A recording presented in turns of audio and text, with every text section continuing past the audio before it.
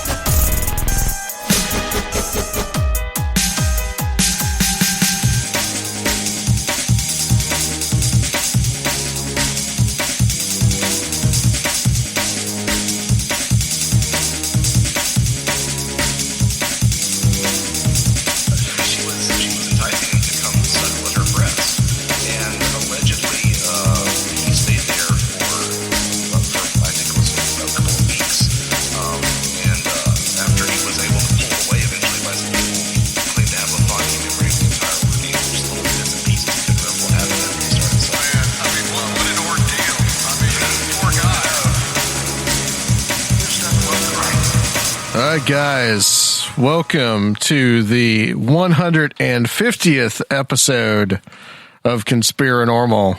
Woohoo! Oh, Luke is even here. I mean, that's amazing.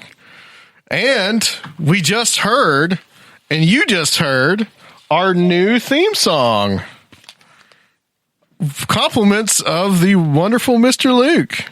It sucks. It's terrible. So just tell me the truth. Go ahead Man, I like it. It's brand new. I'm glad to hear a brand new theme song with brand new voices that don't date from like 2013. So I guess their listeners get to suffer a little less, but yeah, that's true, man. That's true. It still blows. I hate it. I hate what do you hate about it? What do you just hate everything that you do? Is that what it is? Yes, it's garbage.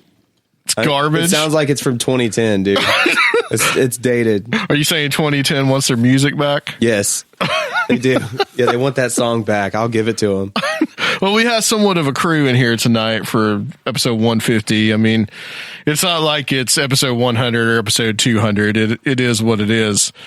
And are you saying we're not important? Well, you are Adam, important. Every episode of Conspirinormal is thank You're you. all Thank you. insignificant. We have Alyssa here. Say hello to everybody, Alyssa. Yo. And Heather is sitting in with us tonight. Hi. How you doing, Heather? I'm doing so good I can't stand it. Heather's one of she's like the main listener of the show.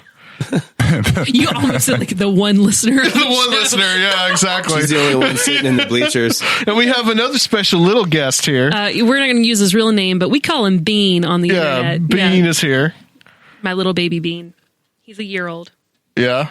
He's just kind of wandering around the studio here. Eating a graham cracker. He's like a tiny Englishman. He's very proper. He's wearing big boy shoes. Well, Heather, hopefully you'll be able to get to sit in with us for the guest tonight. We're going to have a round table with Seriah and Joshua Cutchin and Red Pill Junkie, all from Where Did the Road Go? So I'm really looking forward to talking to those guys. Guys, it has been quite a week. I'm really getting sick of politics at this point. And I don't really want to talk about it too much on today's show, but I do want to kind of address this like Muslim immigration ban for a little bit. And I just want to get your thoughts on it. Luke, you over there holding your hands up and no, I'm not, dude. Don't make it sound like I'm endorsing that sort of thing, because I don't know. I pass. The next person. On to the other person in the panel. What do you guys think about it? Are we deferring to the other person here? Try to refrain from cussing. Just politics in general, or any particular? No, I'm talking about the Muslim, this immigration ban. I think it sucks.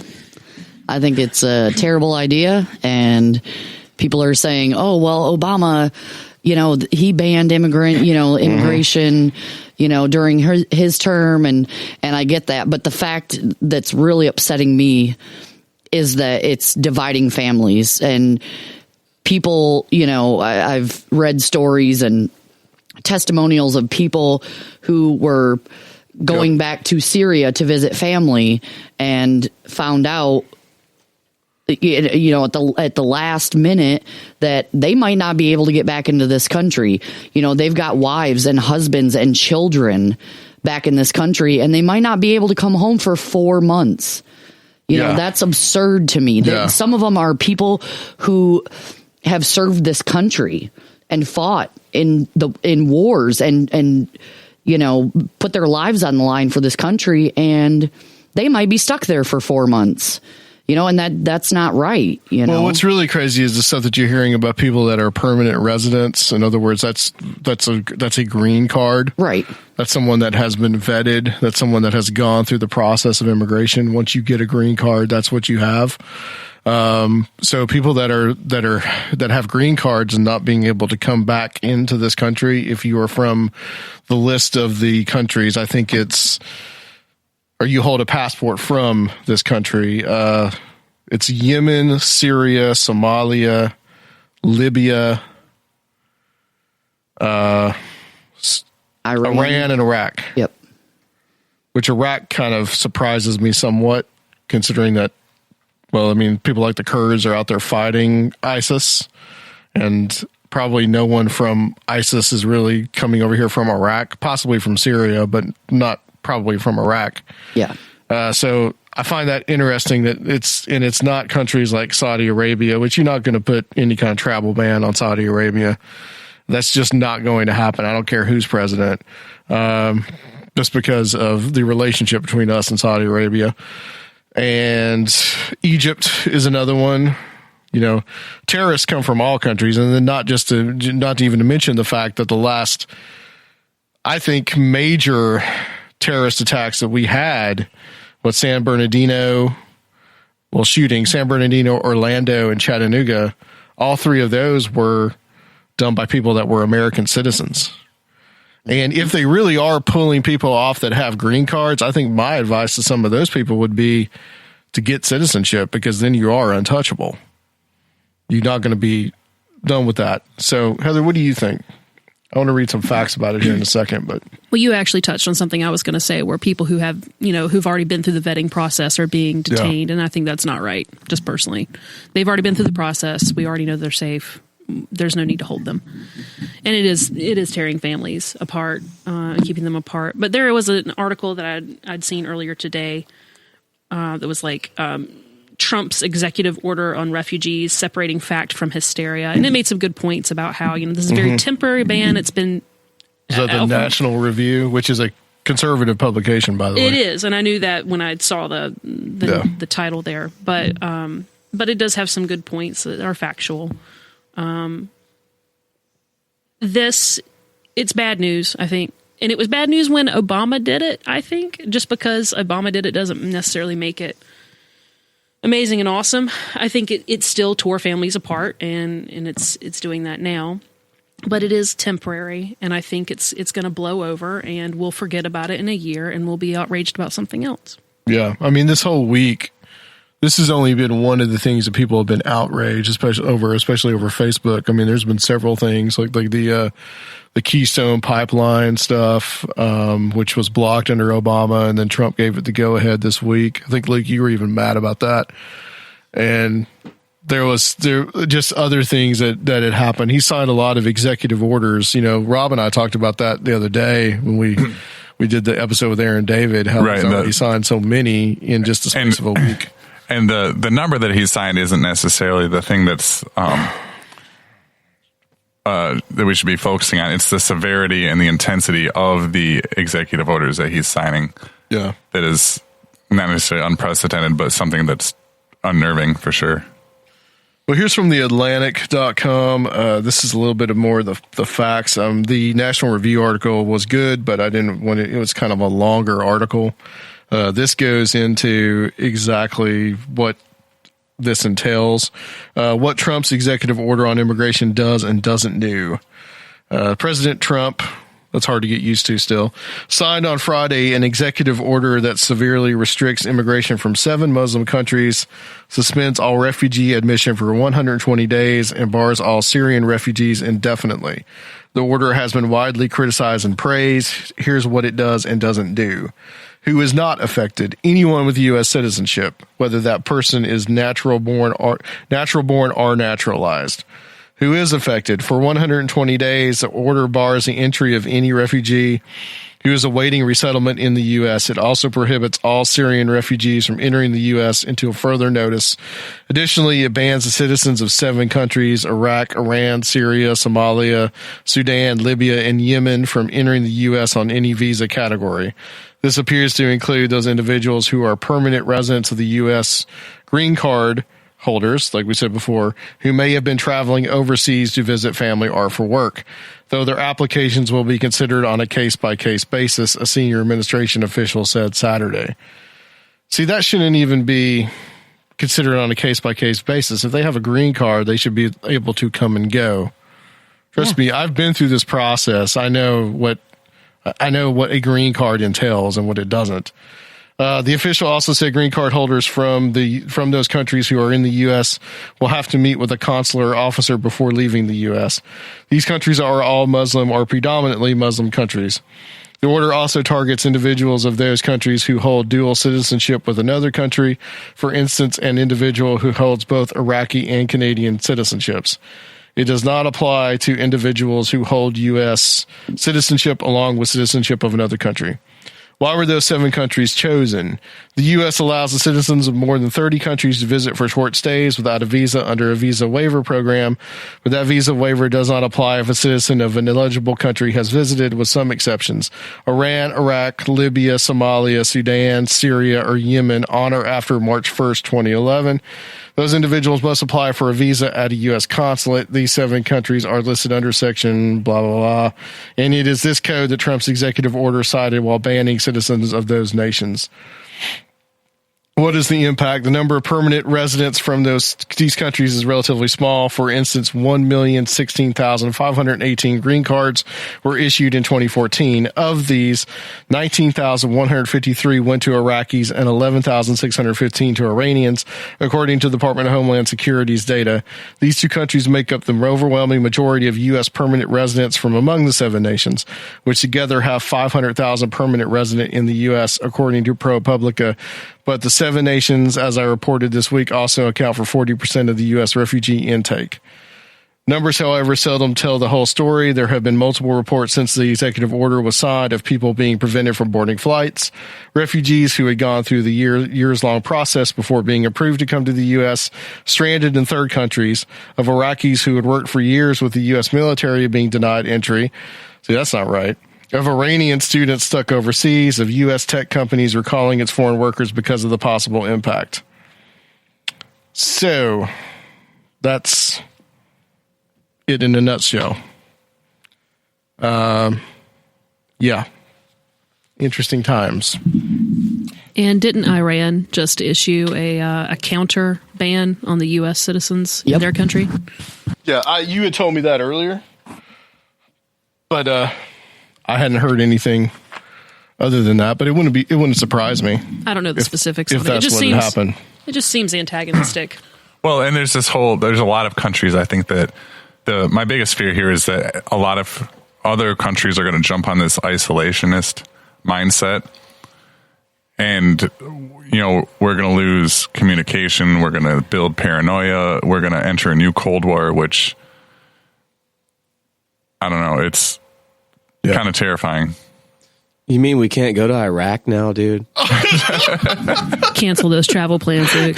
Yeah. I was really hoping to go to Yemen this year. I was hoping to get bombed by one of those, horrible Saudi Arabian bunker buster bombs that they drop on the Houthis. I was hoping to buy an RPG from a 5-year-old.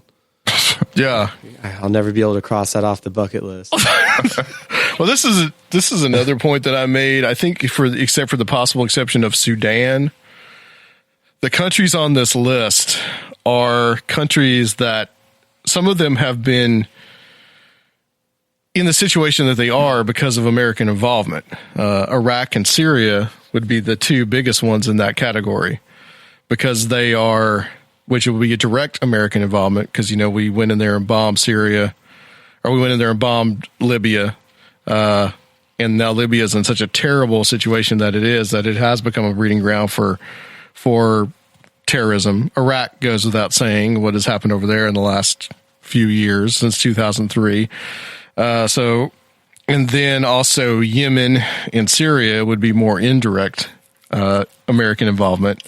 Like I mentioned before, there's a horrible civil war going on in Yemen that the Saudis are involved in and the Iranians are involved in that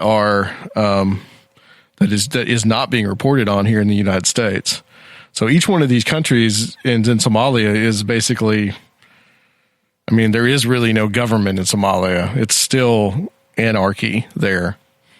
So, it's like almost like the eggs that we have broken. Now we say you can't come here, or if you're here, you can't come back. And there's going to be a lot of tests on this because I think the executive order is probably deliberately vague, and there's probably some workaround on this. But I don't know. What does this solve? Honestly, what does it solve? Does it solve anything? No. Well, I think part of the reasoning that has been given, that I've heard at least, is that in theory, during this, 120 days that they're saying, this temporary ban? Yeah. During this time period, in theory, they'll be able to look at people who want to come into the U.S. and look at the vetting process and try to tweak it to make sure it's up to snuff. Mm-hmm. I see no problem with that. But that's I don't know how much of that is going to change in just 120 days. It seems like a small amount of time to make any real lasting changes. And they haven't really been forthcoming as exactly what they're going to be doing. All they say is that, well, we're going to be looking at the vetting process. They don't really say anything about that. That's just all that I've heard, which leads me to believe that this is just all grandstanding. Yeah, it could be just to fulfill a campaign. Yeah, exactly. That's what I was going to say. That's been the same with a lot of stuff. Like they put some holds on, the affordable healthcare stuff, but they haven't proposed any solutions. They haven't proposed any, any kind of alternate plan or anything. Yeah. Yeah, agreed. I'm not unhappy to see the individual mandate go, but that part of it, they should replace it with something that is going to work and could work. I'd love to hear what they have on the plate. Yeah. Well, nobody knows that yet. So, turning away from politics because I'm at the point where I'm getting to be like the ostrich with its head in the sand. I watched two interesting movies this last week. One was Hostage to the Devil, which we will be having the director of that film coming on the show here next month. So I don't want to talk about it too much. I do want to talk a little bit about it with the guys on the Roundtable. And the other one was Beware the Slender Man, which was on HBO. Give me that look, Heather. I have something to say about this, about Slender Man. Okay? Look, all right. So I've told you before about my mom and her stories about the haunted house that she lived in when she was a girl. Yeah. And I won't go into it now, but amongst the many things that happened to my mom while she was there. I was talking to her about this last time I went home a couple months ago, and she was recounting some of the things we were talking about, supernatural stuff. And she told me a part that I had not heard before. In one of the events that kept happening, there was a figure of a man that would come and stand over the bed in one of the rooms sometimes. And in fact, they had a friend of the family that stopped staying over because she was scared of this man that was standing over her bed at night, who didn't match the description of any of her other family member. And my mom was describing the figure, and she said it was a tall, thin man with a top hat. And she said he was very tall and he was very thin. I said, would you say he was slender? And she was like, yeah, he was slender. But anyway, it just caught my imagination, and it just Did he seemed not have a face? Well, he was always a silhouette because it was dark. But yeah, that just really caught my imagination. That's a motif. And Slender Man, although we know it's made up by the creepypasta in 2009, we know that's all part of a contest or whatever to make up something really creepy. There's still that motif that's out there. A lot of people seeing figures without a face. Like Luke, you have that story about your friends that saw that. Yeah. There's all kinds of that stuff in every kind of culture. But this is more not about the Slender Man. This is about the case where the two girls, I think they were about 11 or 12, and they stabbed and tried to kill their other friend so that they could use her as a sacrifice for Slender Man, and they were going to go live with Slender Man in the woods. We talked about this on the show back when it happened. But one of the most terrifying aspects, though, in the film is the fact that I think the girl is Morgan Gastier, I think is her name. She's the one that did the stabbing. The other girl instigated her on, but stood back while Morgan tried to kill her friend. They found out that she's actually developed schizophrenia. She was about 11 to 12 years old. And that part is what is utterly horrifying. Like, she sees invisible people. She's in a cell by herself in the juvenile detention center. And she will talk about how she will tell her parents how she has to watch TV, but she has to choose sometimes what the others want to watch. Adam, I haven't seen this, but was the whole premise sort of that, as far as the title, Beware the Slender Man, was it sort of like a don't blame urgent legends and media, or was it a more of a blaming the media for not reporting on the schizophrenia kind of a thing? Yeah, there's none of that. It mostly focuses on the case itself, and then it focuses on the origin of the legend of Slender Man and the existence of memes and what memes mean and how they're carried on. They even talked to Richard Dawkins, the evolutionary biologist. They talked to him about this, and I was like, why did he even bring in Richard Dawkins into this? But I guess he had some good points about how memes seem to propagate. So that was one aspect of it. And then the other part of it was talking about the case itself and about the parents and how their lives basically have been kind of torn apart by this. We're talking about the parents of the girls that committed the act itself. Okay. Right. Not the parents of the little girl. The other girl, they don't get interviewed. Neither does the victim. So it may be a little one-sided. But one of the things that they also talk about is how the father of Morgan's father is actually schizophrenic. Right. Yeah, you mentioned that earlier too. So there's two things about this. First of all is, if the father was schizophrenic and, schizophrenia is genetic, It does run in families. And if they had any inkling or idea that they would have gotten her tested, possibly this could have been prevented. Mm-hmm. And then the second aspect of it is that they're still trying these two girls as adults. But could they not try Morgan as plead insanity? Oh, yeah. It's proven. You'd think so. I mean, the courts, so it'd be interesting to see what happens going on with this case. But they talked about things like she was talking to Severus Snape in her room. Okay. And so she sees invisible people, and her father is aware of the fact that he's schizophrenic. And she started off not being aware of the fact that she was schizophrenic. Right.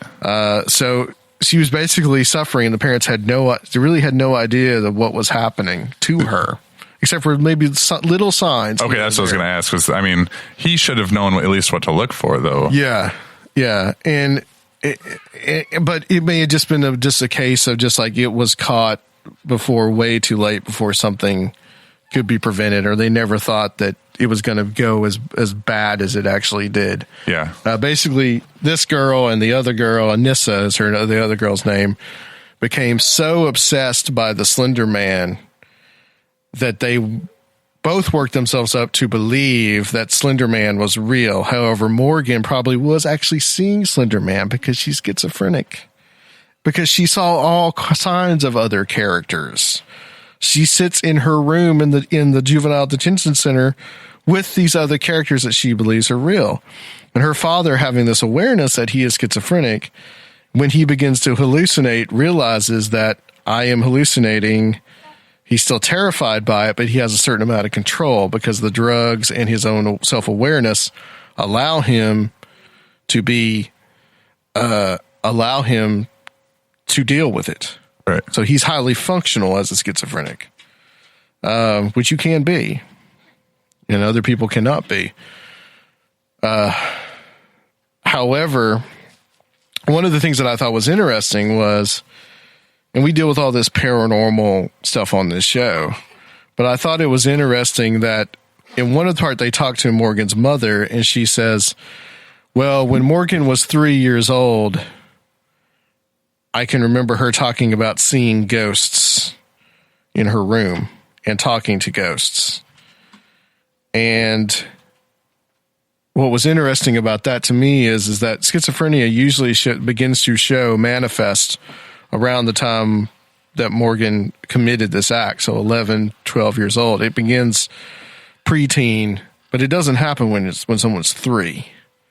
Huh. So you got to wonder, and we talked about Sarah Soderlund about some of this.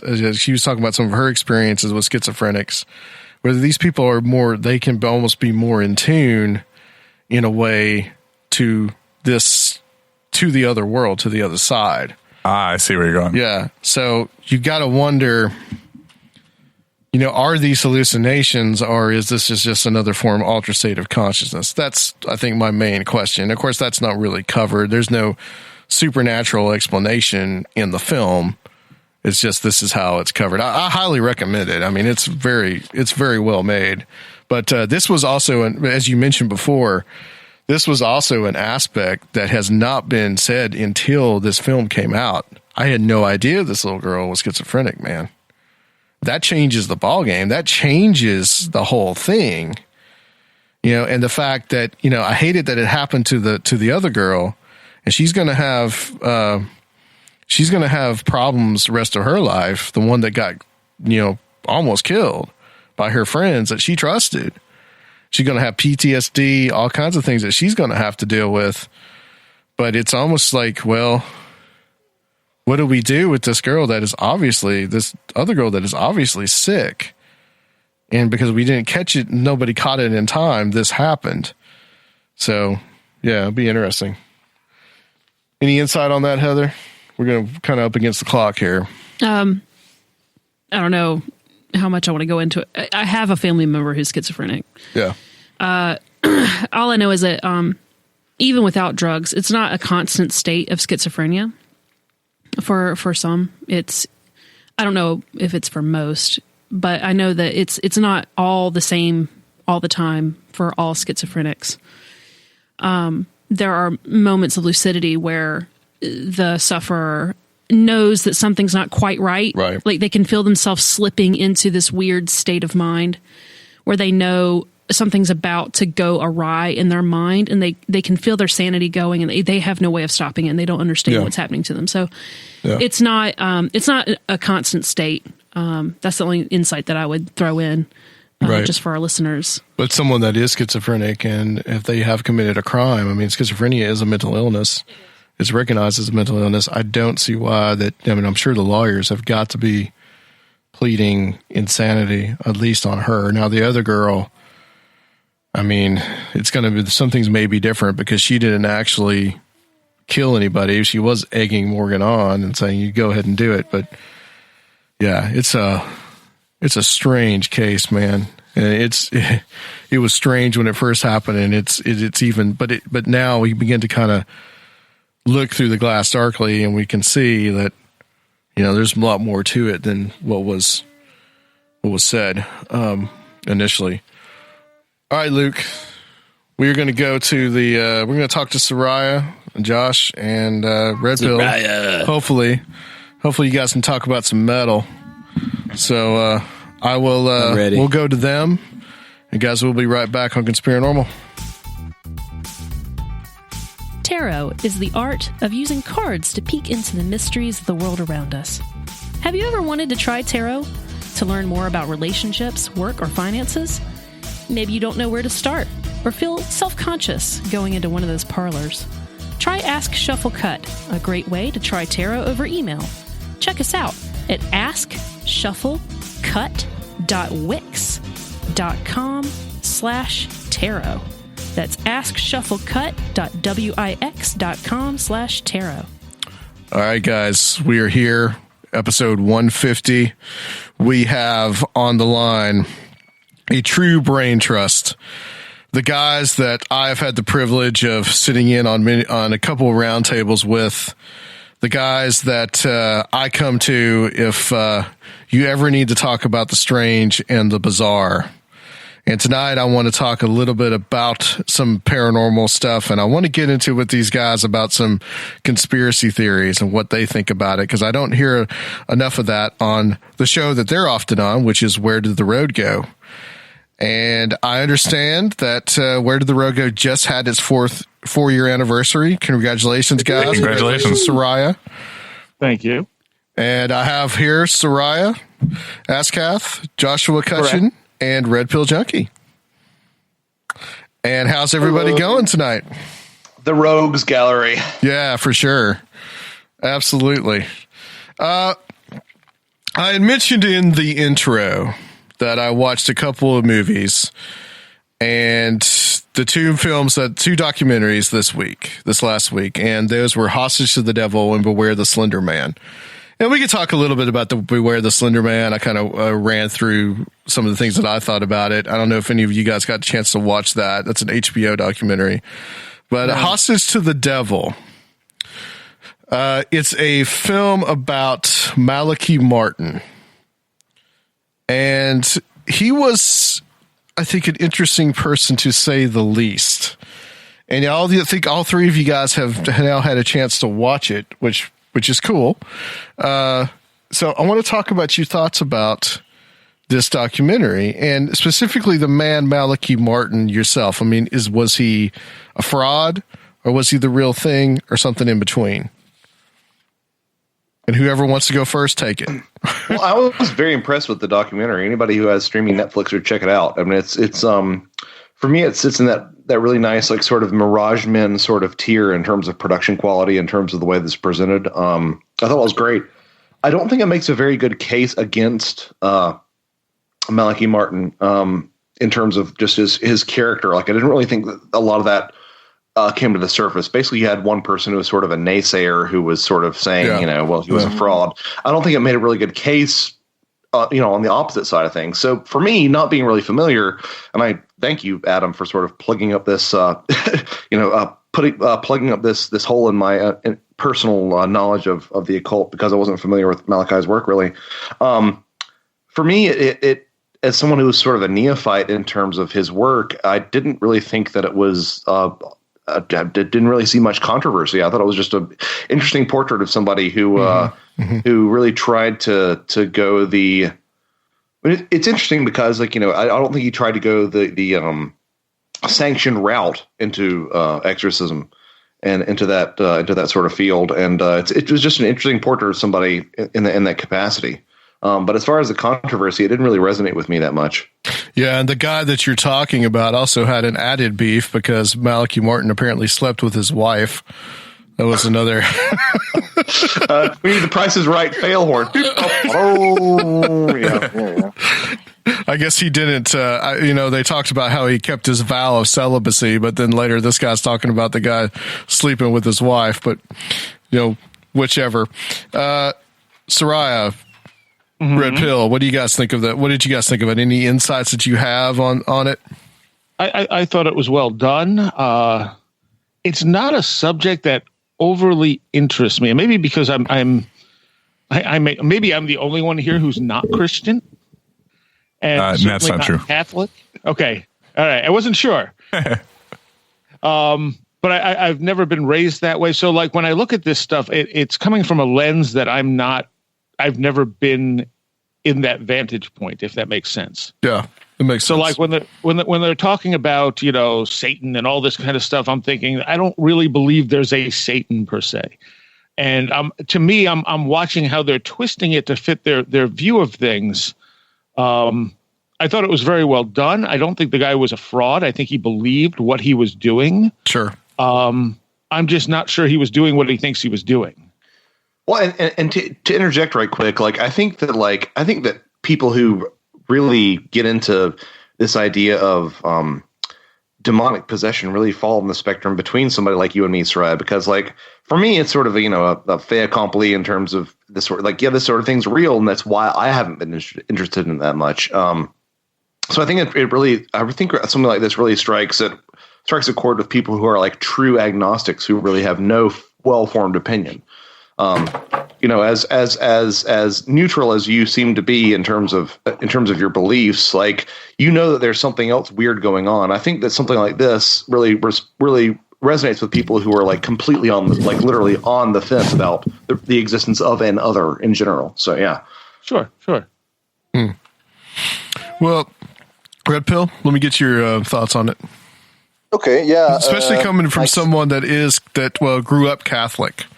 Because I think you have I grew up Catholic. At one point in my life, I was really seriously considering the possibility of joining the Catholic priesthood, becoming a Jesuit, actually.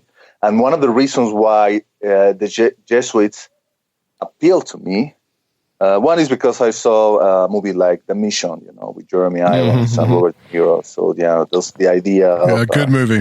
Exactly. The idea of these priests who were trying to be on the side of the indigenous people instead of following the rules of the church appealed to me, and I think there was something of that rogue aspect in the figure of this person, Father Malachi Martin, who I also must confess that I didn't know much about prior to watching this documentary. But yeah, another reason why the Jesuits were fascinating to me is because I read and watched the Exorcist. I watched the movie when I was a kid, and I read the book in my teens. I read it several times. I think the book is, to me, far more fascinating that the movie itself. And yeah, obviously the idea of being this kind of individual who can actually have power over demons, how cool is that? It's kind of like you dress in black and you say the power of Christ compels you. Yeah. And you have this, demonic entity, fall to your will or something like that.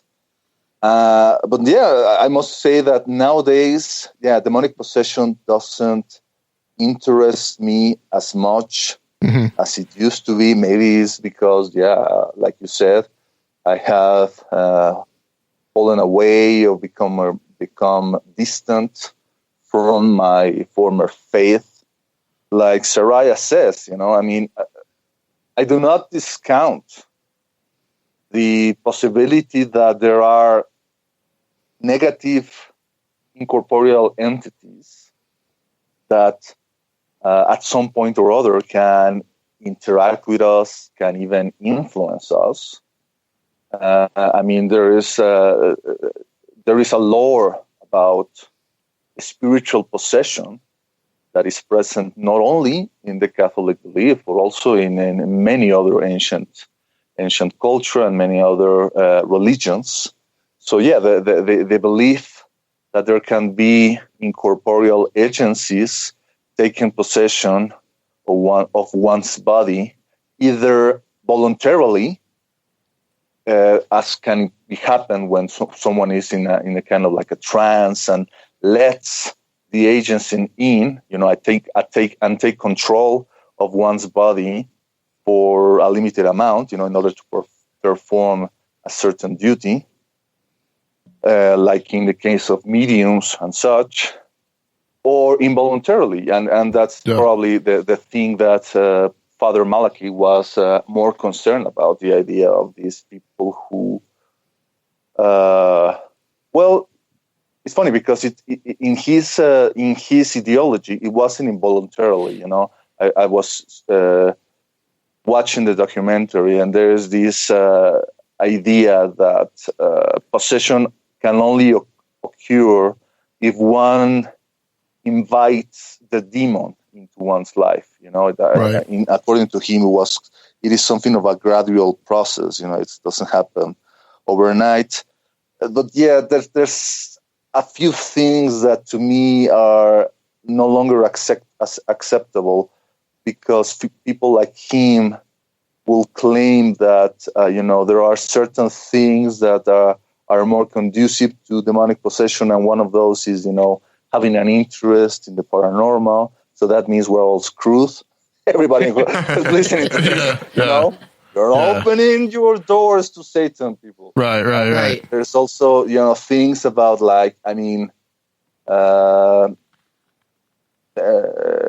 homosexuality and deviant sexuality, because this is very much in light of moral Christianity, so there are things that, according to their very, very narrow lens, are things that are of grace, are things that are not of grace, and that is, to me, I feel that is not acceptable.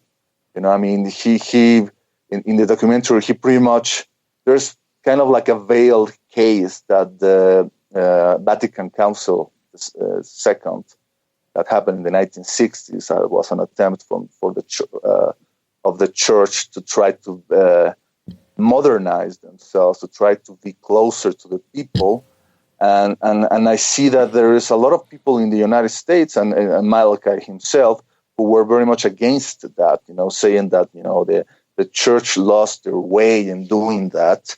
But as a person who lives in Mexico and a Latin American country, I can counter that by saying that the Vatican Council II actually helped Catholicism in trying to reach to many more people in Latin America and other countries, like in Africa, by not, for example, this idea of only reciting the Mass in Latin, even though, anybody except the priests can understand what the hell they're saying. Right. The idea of now reciting the Mass in the native, language of the community, I think to me that opened up or made the Catholic faith more approachable, especially in communities, indigenous communities here in Mexico. You know, I mean, communities that are now we're able to understand, you know, the actual content of the scriptures. Well, don't make your point, Alyssa. You saying about the Pope? I just think that the Pope is very aware. He's very with the times. I think that I'm not a religious person. I don't identify as a Christian even, and Catholicism is like, you know, something I would never conform to, but he is an awesome person.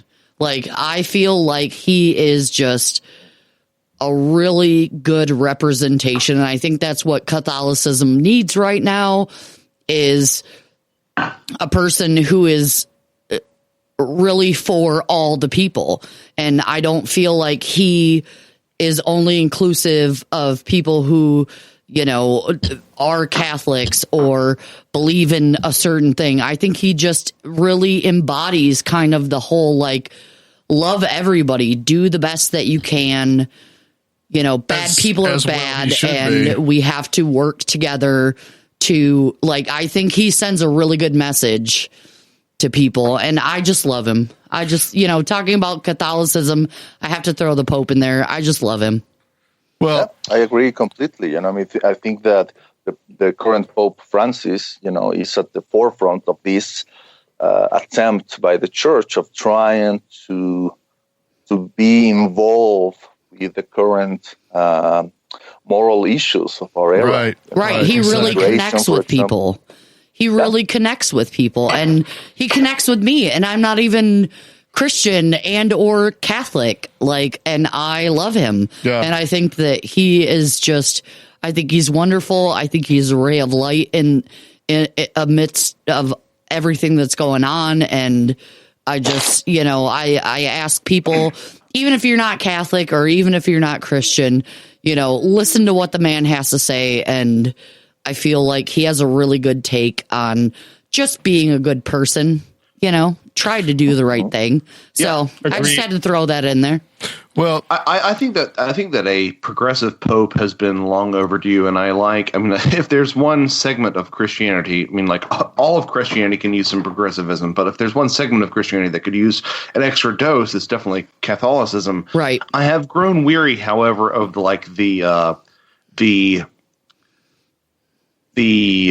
lack of nuance in a lot of the reportage of the way that he's said things.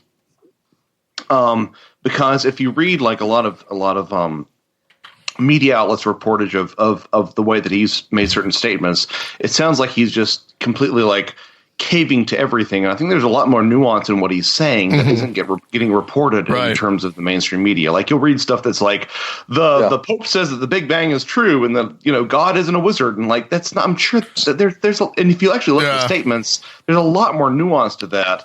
That is still dogmatic, and I mean dogmatic in like one of the few senses that you could ever interpret it as being positive, like dogmatic meaning in terms of that there's a bit of principle there, as opposed to like this come one, come all thing. Because I think that Christianity should be a come one, come all thing, but I think that the way that some of his statements have gotten interpreted has been very much this like sort of a very open-ended progressive to a fault sort of thing, and that's not exactly what he's saying. Sure, but you have to take into account that we now live in an age in which, you know, discourse is being replaced by tweeting, you know? Yeah. If it cannot be said 30-second sound bites. 150 characters. But he's embracing that.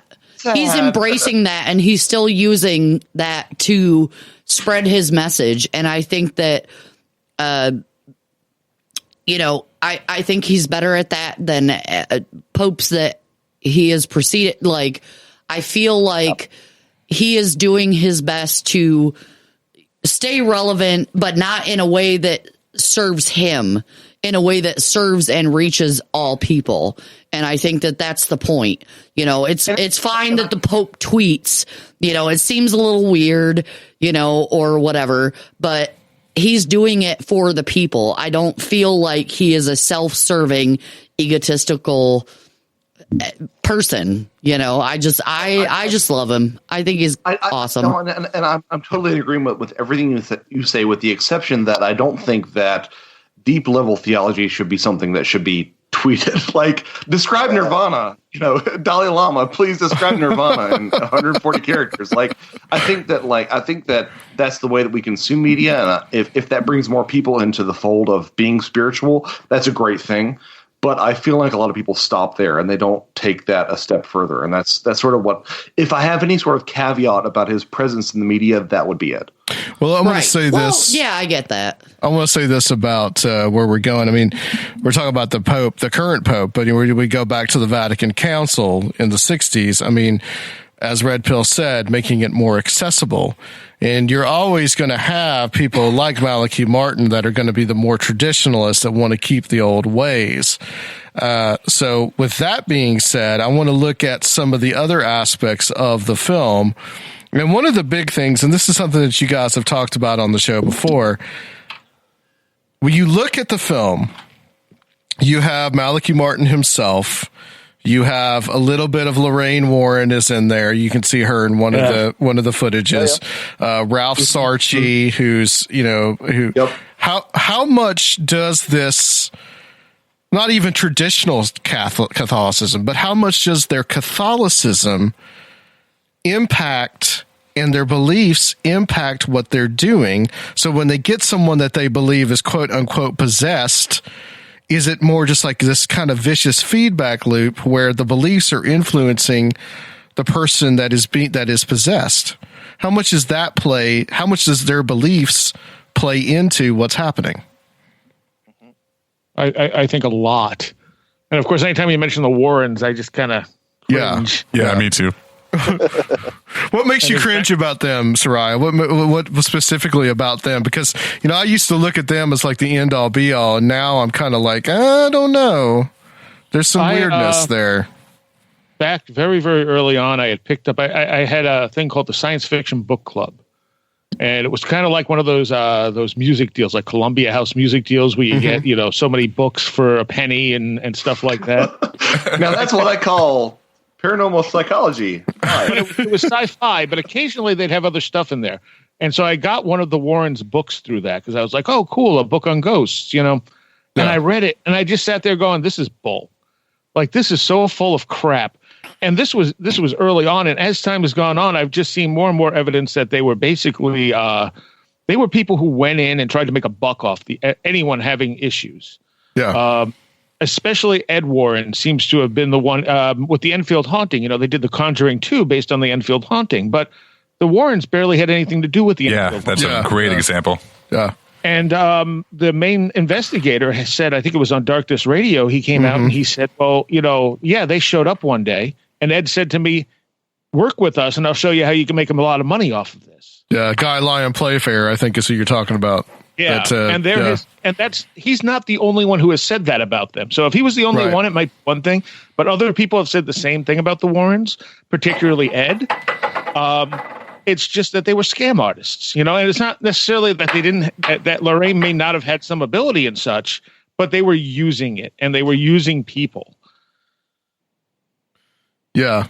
I mean, that's one of the things that it really makes me think. I wonder if at least Lorraine herself possibly did not really believe in what was going on, and whether it was, but at least one of them was a true believer, because there just seemed to be that aspect to it. Again, it's that feedback loop that you see with them specifically. Also, you look at the first Conjuring movie, and they actually did investigate that. They were never asked to come into that case.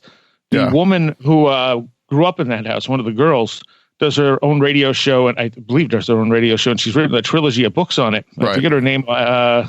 Starts with an A. I can't remember what her name is off the top of my head, but she came out and said, the movie, nothing in that movie is true. Yeah. The movie was totally fiction. She was happy with it because it did relay the feel of what was happening to them. But she said there was not a single thing in that movie that actually happened. Then you turn to Lorraine Warren, and she's been quoted as saying, this is exactly how everything happened. Yeah. Right. Exactly. So I wonder how much, like, whether she's lying or whether it's just like, this is the version of events that I remember. but her belief system plays something into it, you know. But like other guys, that is an interesting.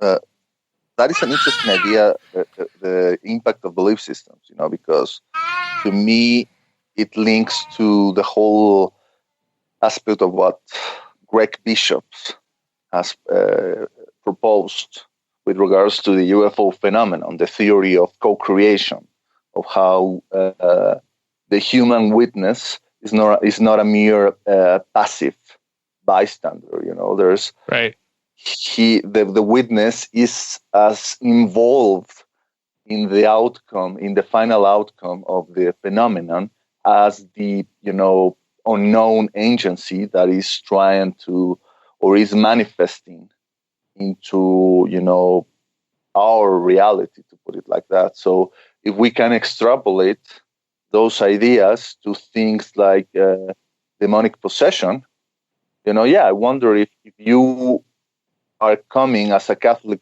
priest who believes in original sin, who believes in eternal damnation, who believes in, you know, negative entities as, you know, demonic adversaries, and you see someone who has, you know, seems to be under the influence of an unknown agency, you know, you go and jump to that conclusion.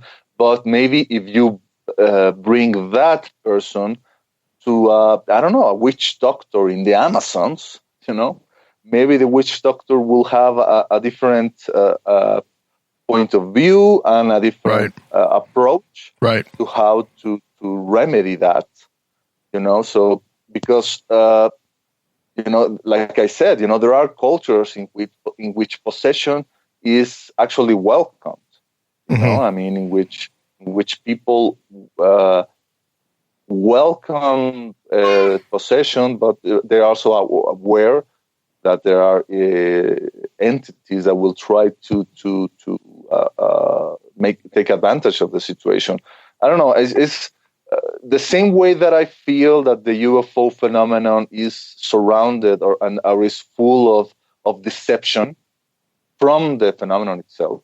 You know, this self-negating quality that, you know, seems to spawn out of it.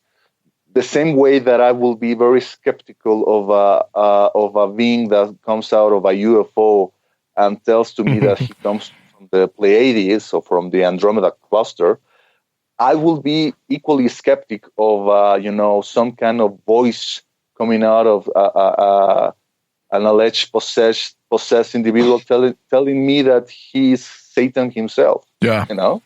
Yeah, and go on, Josh. No, I was just going to say very, very well put, because like that's one of my big things about all these phenomena is that, like, I feel like a lot of researchers base their entire cosmology off of what certain entities, if they are to be believed, say about their origins. And I feel like this is such a naive thing to do in terms of, you know, oh, well, they say that they're from, you know, Zebel-Ganubi, and so they must be from Zebel-Ganubi, or they say that they're from hell, and they must be from hell. So it's just that's all I want to say. Yeah.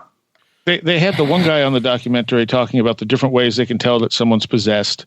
And he said, well, the first three, there were four things. And he said, well, the first three, like speaking in tongues, and you can always pretend to be scared of the cross. And he said, but when you get to knowing things that you couldn't possibly know, that proves that it's demonic. And I'm like, or we're dealing with something psychic. Why is that not on the table here? In fact, that's the one that makes the most obvious sense as being some kind of, you know, the person having some kind of psychotic break and manifesting some kind of spontaneous PK, like in a poltergeist. But it's a materialist, non-materialist thing, right? I mean, like that's really what it's getting at. I mean, it's saying that, like, the other things can be described through a materialist paradigm, whereas describing things that you haven't been witness to that's not within what we know or what we recognize in terms of modern scientific methods. So that's really where that falls down, right? I mean, that's what he's really getting at. True. Yeah. Well, I can remember, you know, while talking about towards the end of the film, and you see the little girl that is speaking Latin, And they are, they say there's no way she could have known that. There's no way. But you guys were talking to Rojan, one of the hosts of Project Archivist, and he talked about where everybody thought that he was possessed. Yeah. And talking about how he was speaking French. Well, he had a perfectly good explanation for why he was speaking French, because they were getting French Canadian television broadcasts, and young kids, they pick things up like a sponge, and especially with language. And so is it really all that unusual that this little girl could speak a phrase in Latin that possibly she had memorized? But then everybody's like, well, there's no way. So then their belief system just feeds into what is going on, and it just becomes more than it actually is. Yeah, well, I mean, there's also the ability, again, if you are accepting that psychic ability is a possibility, if the priests know Latin and the girl is speaking in Latin, maybe she's picking it up off the priest. It doesn't mean that she knows what she's doing, but there could be something there where she's able to psychically pick that up and regurgitate it back without actually understanding what she's regurgitating. Yeah. It's interesting because in the novel The Exorcist, the Father Karras has that same conundrum, because he's very, very, during the half of the book, he doesn't really believe that the girl is possessed, and even when the girl starts to talk in different languages, and he says, oh, well, that's it, that's the sign. Then the girl, which is in that part, allegedly possessed by the devil, that says, don't you see? I'm just reading your mind, And that is when they say, oh, man, once he's back again in that loophole and trying to decide whether it is a genuine case or not. And you look at and if you compare it to the UFO phenomena, where people, especially like you could use John Keel's Mothman prophecies as an example, where these beings seem to know things that the people themselves didn't know, as if they were standing outside of time somehow and could give you information from that aspect. There's no reason to think that whatever is involved in exorcisms isn't also somehow capable of that. Right. Mm-hmm. Right. Great point. And it's not that I don't believe that any of this is real. I mean, I do in some ways firmly believe that it is real. But at the same time, though, you have to really look at it and think, okay, what's really going on here? I mean, like I said, is it just a feedback loop? So I want to turn to another subject, and this is one that I wanted to run by you guys, and this is one that intrigues me, and the idea of the possession by the dead. Have any of you guys heard about, especially the Watseka Wonder, which was this case where this girl was supposedly possessed by the spirit of a girl that had lived 10 years before and knew her entire family and knew. I've heard a couple stories like this. Yeah. It's interesting stuff. Yeah. Knew every detail. In some ways, it's very similar to some of the reincarnation cases. Yeah. But there's this idea that people can become possessed by not a demonic spirit, but just a human spirit. You guys have any ideas about that? I would think it's totally possible. Yeah. But I'd also definitely lean toward that reincarnational idea of maybe is the previous personality somehow coming through. Mm-hmm. I think in the Watseka Wonder case, and this was, I think, in the late 19th century, I think that the two girls' lives overlapped somewhat. So would it have been possible for them to have been a reincarnation of the other? Well, but you would think not. But again, we're looking at things in a linear fashion. And I know Miguel kind of thinks that way. We could all be the same soul reincarnated. Yeah. When I had Julia Assange on in my first year, she was talking, she would do past life regressions. And she was regressing this woman. I thought you said Julian Assange. I did too. I was like, wow. I was like, Julia. Big get, right? That would have been nice. I want to make sure I got her name right because it was the first year. But anyway, she did past life regressions, and she had this woman in who had the same past lives as her. Like every single one of them was the same. Julia Asante. That was her name. Okay. I had her on back in 2013, and she said that she had someone who had the exact same past lives as she did.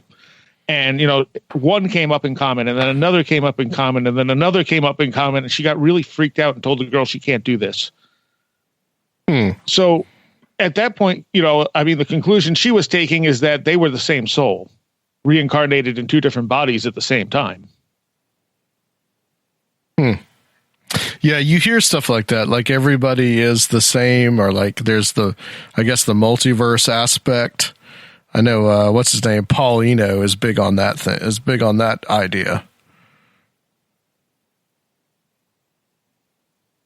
Well, there's something that's very, so the biggest argument against reincarnation is that we have more souls on Earth than we ever have in the past, right? Right. The idea is, so there's something comforting in the idea that it's a, to use a Raiders of the Lost Ark-ism, it's a well of souls that we draw upon, much like, waves on the ocean. Like there are certain like little,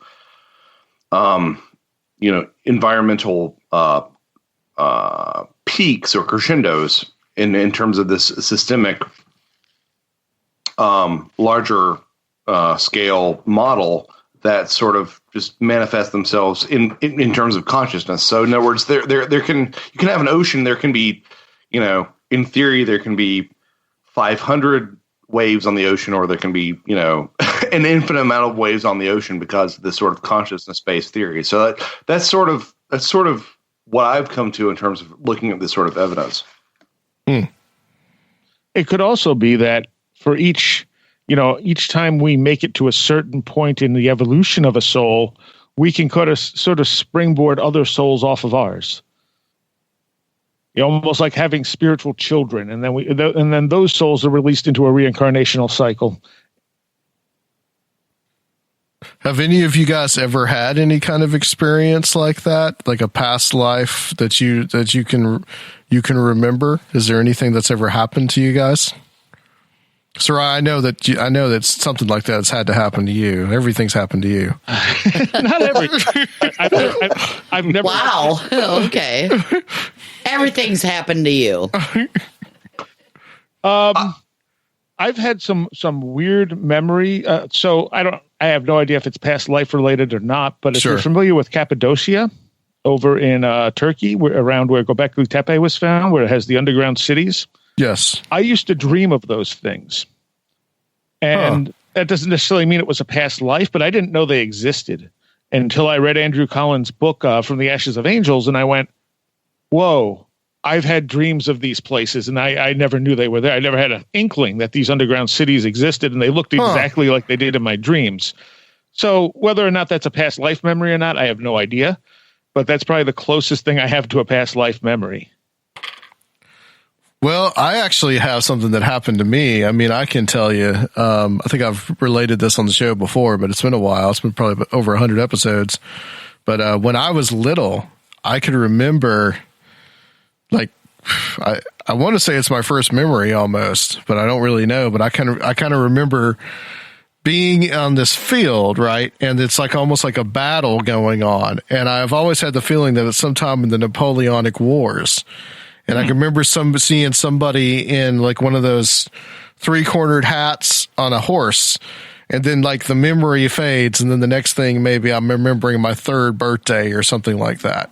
But it's very strange. It's like just this image in my mind that's never quite gone away. But it's just like something that's there. And I can't really explain it in any like other way than say, well, maybe a past life. But I don't know. Yeah, that's fascinating. Yeah. See, with mine, maybe it was just that I was always meant to look at this stuff. Right. Right. And possibly that was the same way for me, too, as someone that loves history and enjoys it as much as I do. Maybe that's what that meant. Some have speculated that War and Peace was on TV But, you know, my parents had a small black and white television. They didn't have a color television. I remember this in full color. And, you know, so this is not, I've always been skeptical of that explanation. I remember this dream that I had once, I don't know, probably 20 years ago or something like that. You know, the fact that I still remember it, you know, tells you something about the impact it had. You know, it wasn't really that specific, but it gave me the impression that I was in some kind of jungle somewhere, you know, and I was some kind of like maybe a member of some kind of guerrilla group or something that had been captured, and we were about to be, you know, executed by the military, you know, and the moment that, you know, they finally shoot us is when I woke up. And I remember, the thing that I remember the most is the moment of waking up, you know, bawling, you know, completely heartbroken and, you know, miserable about, you know, this anguish of losing my life at such a young age. I felt that I was very young when I was being killed. So I don't know if that was some kind of like past life experience, but it was. I cannot convey how emotionally impactful it was. You know, that particular. It's like, why would you dream something like that as a child? You know, Josh. I don't know. I mean, I wasn't a child. I was in my teens, and I've always, or in my tweens, and I have always been very interested about, you know, social justice and about, you know, the freedom of you know, political expression, all of that. So maybe I was, you know, it was a result of that, or maybe my interest in such topics comes from, you know, a past life experience. You know, I don't know. I leave the question open. Right, Josh, you were Cleopatra, right? No, Akhenaten. Oh, okay. Well, that makes sense. Did you have a tuba back then too? I had a helicon. Thank you very much. It's a giant music nerd joke that no one will get, but I mean, it's fine. On my show, we had had some local ghost hunters come in, and they brought with them their resident psychic, and very very interesting woman. She didn't have the typical views of this type of stuff, and she did. She knew how to hypnotize people and do past life regressions. One of my co-hosts on my metal show said, "Oh, he would really like to try it. He didn't necessarily believe in it, but he wanted to try it." So she regressed him, and he came up with a few past lives, none of which we were able to quite validate. But the first one was one in California, which is someplace he has always wanted to live. So he kind of took that as, well, maybe that's why I want to live there. But it was amusing to get his response from watching it, because he didn't remember any of it. And he came out of it and he watched the video and he's like, "This is creeping me out." So, I mean, I'm always hesitant when it comes to hypnosis, but I also can't throw it out. Yeah. Well, and the case for reincarnation was almost completely open and shut with the work of Ian Stevenson. I mean, the work that he did is, you know, taken in aggregate, quite startling. And it's something that I would advise anybody who's interested in these sort of topics would avail themselves of, because it's one of those things that, if you, you get like 75 cases into one of his studies and you're like, it's too far to be, complete coincidence. Right. Now, is this with the children? Yeah. Yeah. Generally speaking. Yeah. I mean, that's a big part of what he did was to compare children's past life memories and their birthmarks to the completely, separately verified aspects of people's lives and the wounds they received, usually mortal wounds that they received during their lives in the past life. So in other words, if someone was, I don't know, somehow severed, decapitated, these kids would have a birthmark around their neck that would sort of reflect that. Yeah. To provide a really broad example. Yeah. There's Ian Stevenson mostly. I think he focused more on India and in the East. But there's and I tried to get this guy on the show, but he couldn't do it. I can't remember the guy's name now, but he's I guess the protege of Stevenson, and he focuses primarily on children that are here in the West, the United States, Europe, whatever. And some of his stuff is really fascinating. I know you guys have heard of the James Leininger case, the soul survivor. Have you guys heard of that case? I mean, that is one of the. That's a little boy that said that he would tell his parents that he was having nightmares of crashing in a plane. Oh, yes. And he would say that he would talk about a certain type of plane. I think it was called like a Corvair. And his father did a lot of research and later found out that it was a plane that was used towards the end of World War II that was used at Iwo Jima. And they found out that this, because he said that they asked him what his name was, and he said his name was James. Well, his name was James, but they found this James, this other guy named James that had died at Iwo Jima. And, the little boy met people that knew the guy that were veterans of World War II, and he saw them, met them, remembered them. Remembered the guy's sister. I mean, it's just an amazing case, and it's pretty fascinating to think about the possibility. There's either two things going on here, in my opinion. You've got actual reincarnation, or you've got this idea of the possession by the dead, or maybe a soul that finds a body and is able to remember things.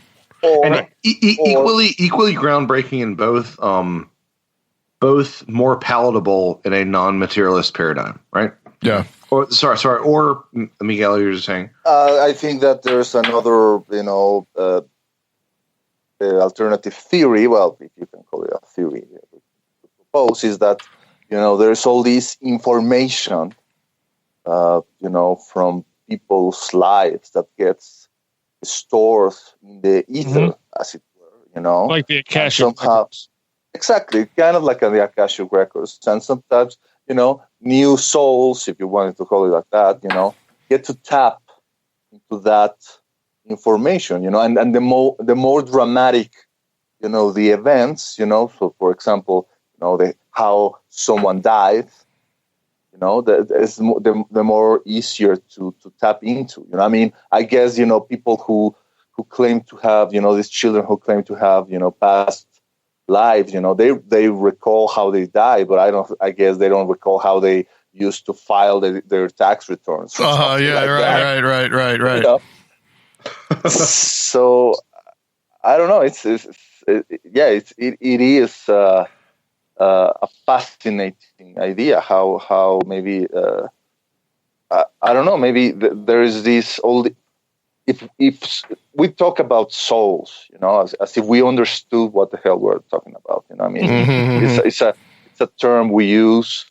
But if we try to come up with a definition that we all agree on, that's going to go into trouble.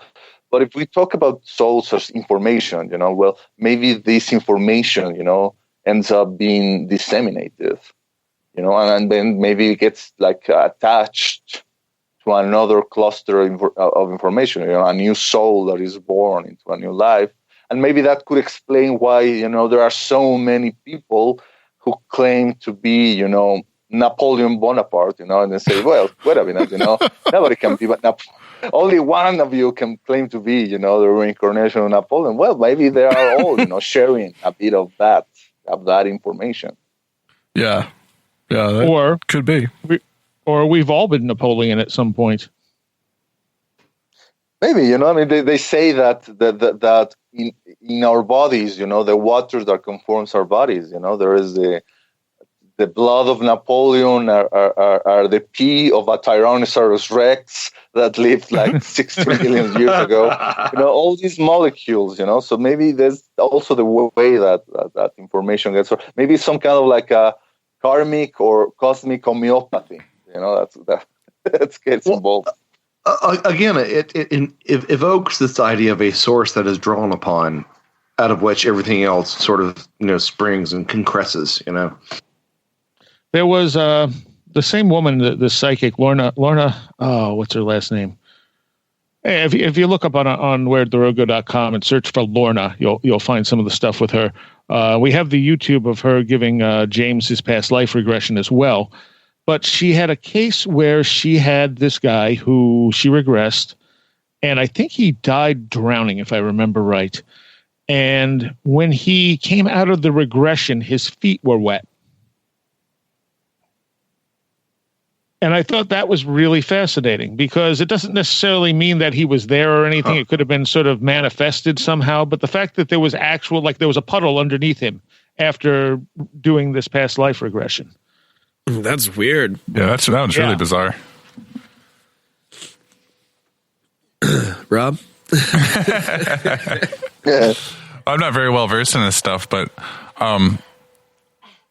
gosh, the ones that Adam was talking about, the overlap stuff, or the like what you were saying, I think, Seriah, the splitting off of souls, or the fact that we can all tap into all of this. Like I've never even pondered any of these ideas. Like it's fascinating to me. I've always kind of taken the stance that if there's reincarnation, then the fact that there's a huge ratio more people today than there ever has been, that means that we must have just a whole bunch of new souls, which really kind of explains a lot of things about how the way the world works today too. But I don't know. I'm loving this. Yeah. It's one of those things that, I tend to be fairly agnostic about things in the paranormal in general, but reincarnation is one of those things that I've almost come completely around to being 85% sure of, because of the really great breadth of literature that's out there that really does suggest that there's some actual genuine there's a genuine kernel of truth to it. Yeah. It's kind of like ESP research. It's hard to deny when you really look at the evidence out there. I mean, there's different ways of interpreting it, but there's definitely something going on. Yeah. Yeah, and whatever is going on, here's the axe that I've had to grind lately, is that whatever is going on in terms of ESP or reincarnation or whatever it is, it completely shatters the way that we understand science. True. It completely shatters the way that we understand I don't want to get too skeptical on you guys, but the materialist paradigm, it's this idea that the only things that are real are what we can see, taste, feel, touch, smell. That is severely antiquated. I don't even want to dignify it by calling it a 20th century concept. It's a 19th century concept. That the things that we can actually tangibly interact with in our five senses are the extent of what we can interact with on a realistic basis. Even science has proved that there's massive spectrums outside of our perceptions that are there for certain. That sure, but they're not wrestling with and grappling with the implications of that. Right. I mean, they're still wanting to play by the rules of, see, smell, hear, taste, touch. They're still wanting to engage with that, while not really saying what does this imply for everything that we know, and even the most basic things the most basic scientific experiments. What does that really imply? The fact that there are these unknown quantities that can influence this. They're not really fully engaging with that, which is I think, for me, it's I talk about a lot of things that are sort of out there in terms of fairies and UFOs and Bigfoot and Sasquatch, but this is the kernel of what I want to. This is my axe to grind. Is that we don't fully grasp the implications of the things that we say that we accept in terms of our own reality.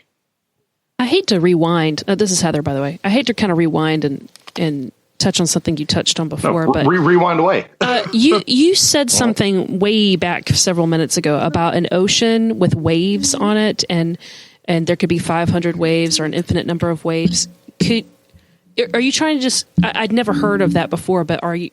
If I'm following, are you saying that consciousness is an ocean and individual consciousnesses, if that's the word I'm looking for, are just the waves arising in peaks from that all-encompassing ocean? Is that what you were trying to get at? Well, if you look at that as a sort of a metaphor for a lot of natural phenomena, that's sort of what happens. I mean, that's what happens at a tectonic level. You know, you look at a mountain as being sort of this, this unique peak, but in terms of the way over, the course of millennia, it does have this sort of like wave-like form where it concresses and then it subsumes itself back into the general sphere of the earth. And I think that it's sort of, I'm not sure that it's exactly what's happening. And this is not a concept really, unique to myself, but I think it's a very robust metaphor for perhaps a way to explain away the fact that we have more souls on earth than we ever have in the past. And yet reincarnation might be a real thing. If you look at the way that sort of psi phenomena interact with each other in the terms of the interconnectedness of souls on this planet, the fact that people, if you are close enough to them, if you have a twin sister who is in Bangladesh and you're in, Sacramento, you can feel things, which is something that is so well documented that I would argue that it's perhaps even beyond being anecdotal. Mm-hmm. If you look at those sort of things that imply a shared source of consciousness or sort of shared consciousness, I think that's sort of what it's driving at, is the idea that, as hippy dippy as it sounds, we are, I want to lapse into Terence McKenna mode and say as hippy dippy.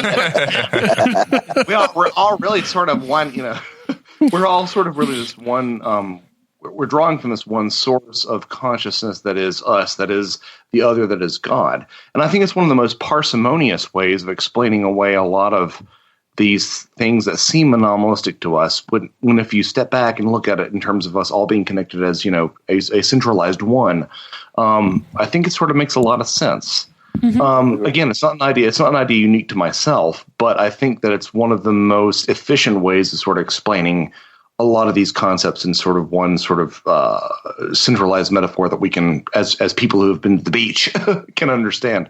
No, I like it. I like that a lot. I hadn't heard that specific analogy, though I have heard an analogy from someone at my church trying to describe God and our connection to God as an underground aquifer, and we're just wells digging down into that. No, I love that too. Yeah. The problem is is that a lot of people in the West, and myself as a Christian, I identify with this problem, is that a lot of us in the West will see that and say, like, well, we're not separate egos. I mean, like, I've spent my entire existence trying to define who I am. You're telling me that I'm part of all this.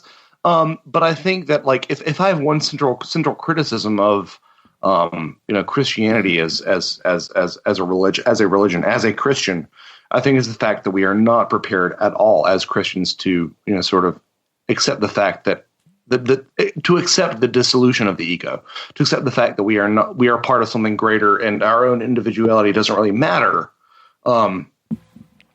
Which is an idea that I personally kind of hate, but I hate it because I have that ego that, that doesn't matter.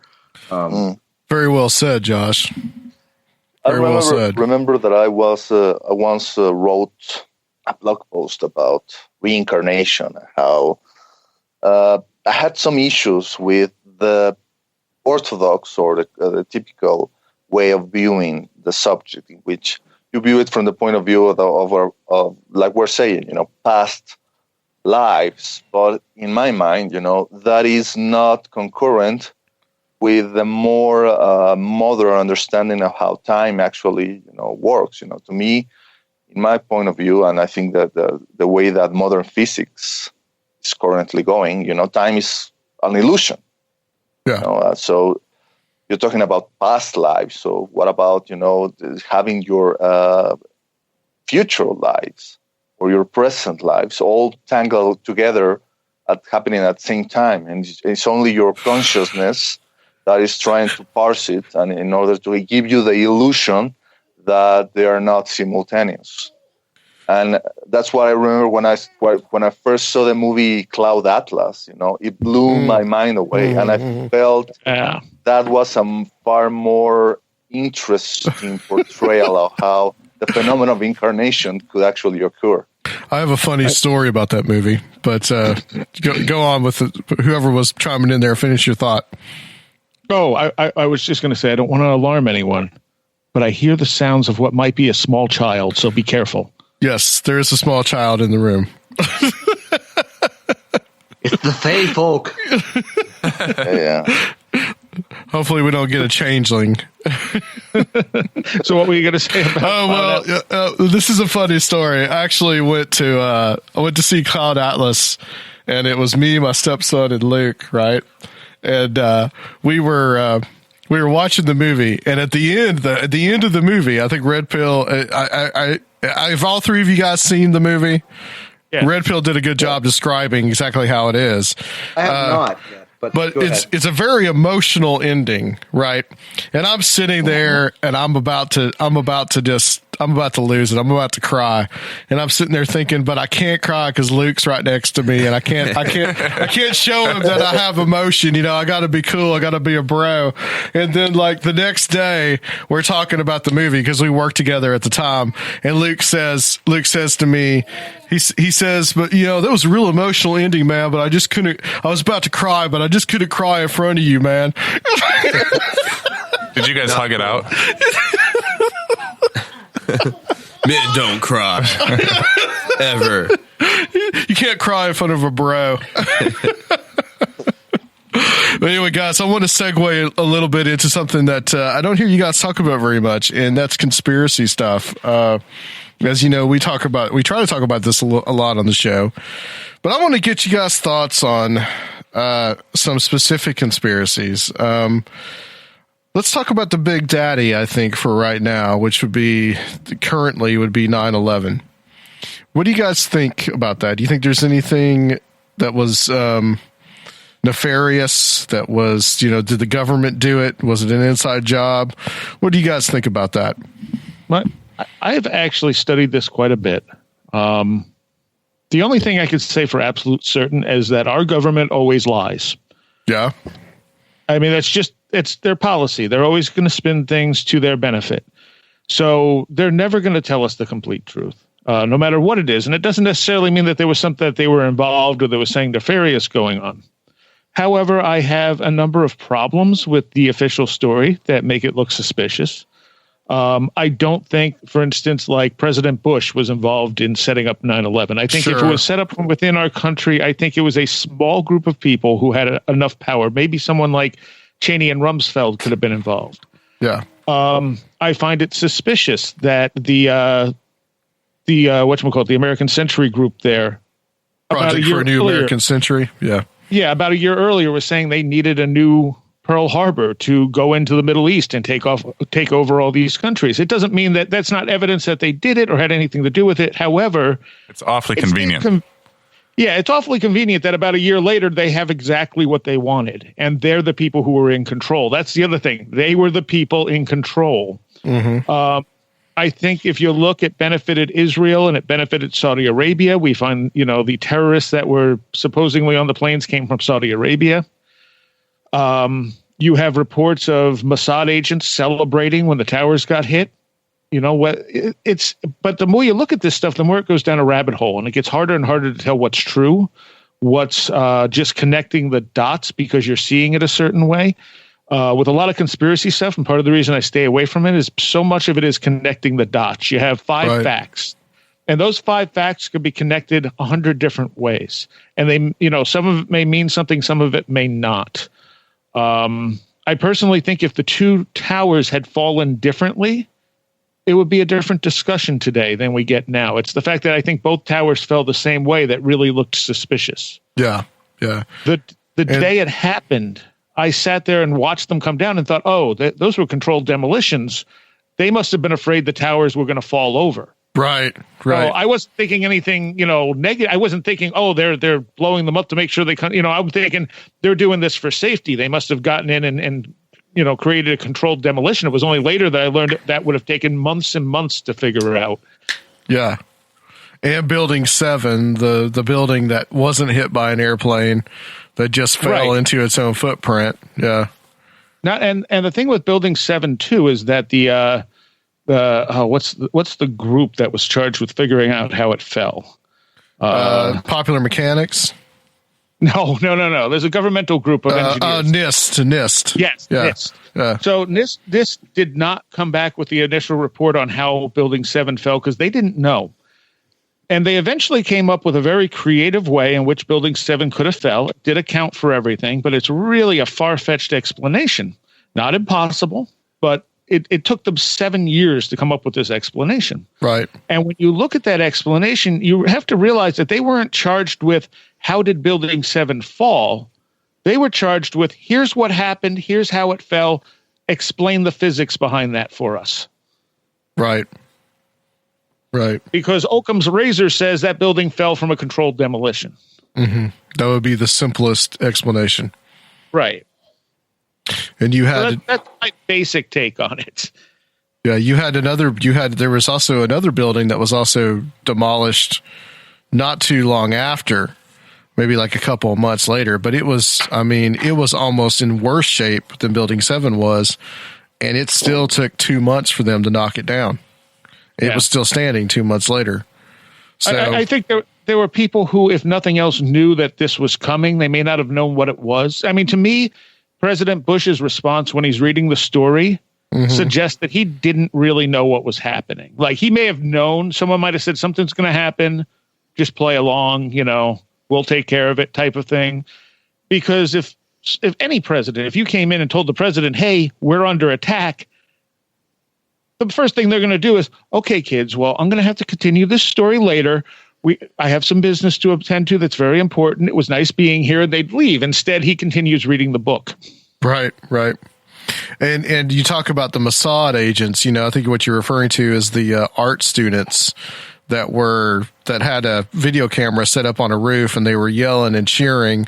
And when asked why, when they were taken into custody and they were asked why they were there, they said they were there to document the event. Well, that kind of, makes you think that, well, if they were there to document it, then they had foreknowledge that something was going to happen.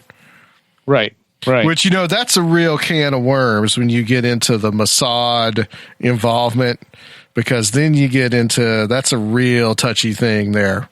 Then you get into Israel did it, and then you get into the Jews did it, and then it becomes, that gets real touchy for me. So.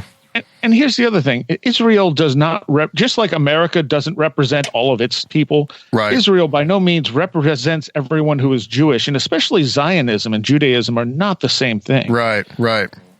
But a lot of people will tell you it is. Oh, yeah. Yeah. Well, that's because they don't know better. Well, some of it's propaganda, too, but... Yes. Oh, yeah. Red Pill, Josh, what do you guys' thoughts on that? Well, I guess I tend to lean with Seriah in that what I feel happened in 9/11, until I see enough information to counter it, is that there were a few people in the government, agents maybe in the FBI and the CIA, who knew that there was a real potential danger that something imminent was going to happen, that gave the warning. But the problem is that those warnings went through the typical bureaucratic red tape, that by the time that something did happen, it was too late. And that the government, what tried to do was cover the tracks, in order to hide their incompetence and in order to hide how all these institutions, all these agencies who are supposed to work together are actually not. They're always competing each other. They're always trying to one-up each other. The CIA doesn't share what they know to the FBI. The FBI doesn't share what they know to the military. The military doesn't share what they know to the Air Force, and so on and so forth. Yep. Yep. And in the end, you know, like Seriah says, you think, oh well, the government did it, or the government is behind it. We're always stuck in these absolutes, as if the government, quote unquote, is some kind of monolithic entity. Yeah. Where in fact it's just a bunch of disconvoluted, you know, groups of people with different agendas, with different interests, with different pursuits, with different opinions. You know, I think that most of the time, conspiracies are about trying to hide incompetence than about trying to, you know, make this, you know, Machiavellical plan, you know, that is going to take hold. That doesn't mean that there are not people within the government that are maybe trying to conspire in order to try to further their own interests. Yeah, and it could be that maybe people. Maybe something like that happened during 9/11. We do know that, you know, Cheney and Rumsfeld, they were, you know, and Bush Jr., they were looking for the perfect excuse to try to go after Saddam Hussein, you know, and they definitely jumped at 9/11. You know, I remember as a Mexican, after 9/11 happened, everybody was supporting the United States. Everybody was behind you. Right. Everybody was, you know, trying to show, you know, their support and say, hey, we're with you guys, you know, I mean, stay strong or whatever, you know, whatever you need. And at one point, the government said, well, you know, we know that somehow the Taliban in Afghanistan are involved with this, so we have to go there. And I guess 90% in the world says, yeah, sure, go ahead. But then when they say, hey, and we're also going after Saddam, you know, 90% of the world said, wait, what? Because what? You know, and this pathetic attempt to trying to make the case that somehow Saddam Hussein was involved in 9/11, nobody bought it. And then this actual conspiracy, I feel it was a conspiracy that trying to make the case that Saddam Hussein was in possession of weapons of mass destruction. And again, a lot of people didn't buy it, but the United States went against, you know, the United Nations, and, you know, they went and invaded Iraq. You know, so it's complicated. I think that my main point is I don't believe in these, you know, big C conspiracies. You know, the ones that, the Trilateral Commission and the Bilderberg. They are the Illuminati. Exactly, the Illuminati. You know, and the Zionists, you know, and the banks and all of that. They are trying to enslave us all. I don't believe in that. My good friend Dr. Future says the 4-H Club, too. It says that they're involved. Yeah, exactly. I do believe that at one point, there are, you know, several different, you know, small cabals are trying to, you know, take advantage of situations that happen. I don't want to say serendipitously because, you know, I'm a student of Lauren Coleman. You know, he's not only a cryptozoologist, but he's also very involved in what he calls twilight language. Right. You know, all these synchronicities that, to me, seem to suggest that there is some kind of order, or there is some kind of, I don't know, code, if you want to use the metaphor, some kind of computer code that seems to rule the universe. And that code kind of manifests in these, you know, coincidences and these patterns that seems to allude to kind of some kind of structure. Obviously, this is kind of a very dangerous path to follow because, like Seriah says, you know, sometimes you are trying to connect the dots too hard, you know, and sometimes your own bias is painting the dots. But nevertheless, you know, I think that's actually, you know, an interesting avenue of a study. And, you know, I do not discount the fact that maybe in the past, you know, some secret societies managed to crack that code, that code that rules the universe. We can call it magic if we wish, and maybe try to use it for their own advantage. Maybe successfully sometimes, maybe not. I don't know. Now that's got me thinking. That's like the simulated universe hypothesis. Josh, you've been remarkably quiet. Yeah, that's what I do. Me too. So, what do you think, Luke? I don't know, dude. I think nothing. My favorite response is Rob. Rob? Hey, Rob. Well, no, it's difficult because, like, so many times by the time I feel like I should speak, like, everybody else has said so many things that really resonate with me. I'm like, so obviously what Miguel and Seriah have said really do resonate with me. I tend to fall more along the lines of that sort of philosophy of let no good tragedy go to waste. I think that if there was a nefarious component, it was probably opportunistic. I think that there's enough weirdness around it that you can't turn a blind eye to some of the stuff that was going on. I would compare it a lot of ways. I mean, obviously it's a touchstone to, Pearl Harbor, but I would compare a lot of the Pearl Harbor alternative history to the 9/11 alternative history. And a lot of the Pearl Harbor alternative history, if you really dig into it, suggests that there was actionable knowledge that something was going to happen, but there was this desire to be brought into World War II. Right. Right. Yeah, and that's sort of where I fall in. Like the narratives of like energy weapons or people going in overnight to plant bombs inside World Trade Center just does not resonate with me in any meaningful way. But come on, Josh, energy weapons, it's cool. You know what? There's been some good stuff out there about stuff like that, but it just doesn't. It seems a little bit too elaborate for me. I think where I tend to get a little bit rococo is with the other. I don't tend to get rococo with what people do. Like, I think people are pretty straight ahead in terms of the way that they perceive and the way that they plan things. And I think that if there were shenanigans, I would suggest that they would be more of the, let no good tragedy go to waste, let this sort of thing happen, perhaps augment its scale. That's sort of where I personally fall. Not to disparage anybody else's views, but that's just sort of where I am with what I've lived with. And again, this isn't an axe to grind for myself. This is something that I just have taken in peripherally, but it seems to fall for me a lot more in that sort of spectrum.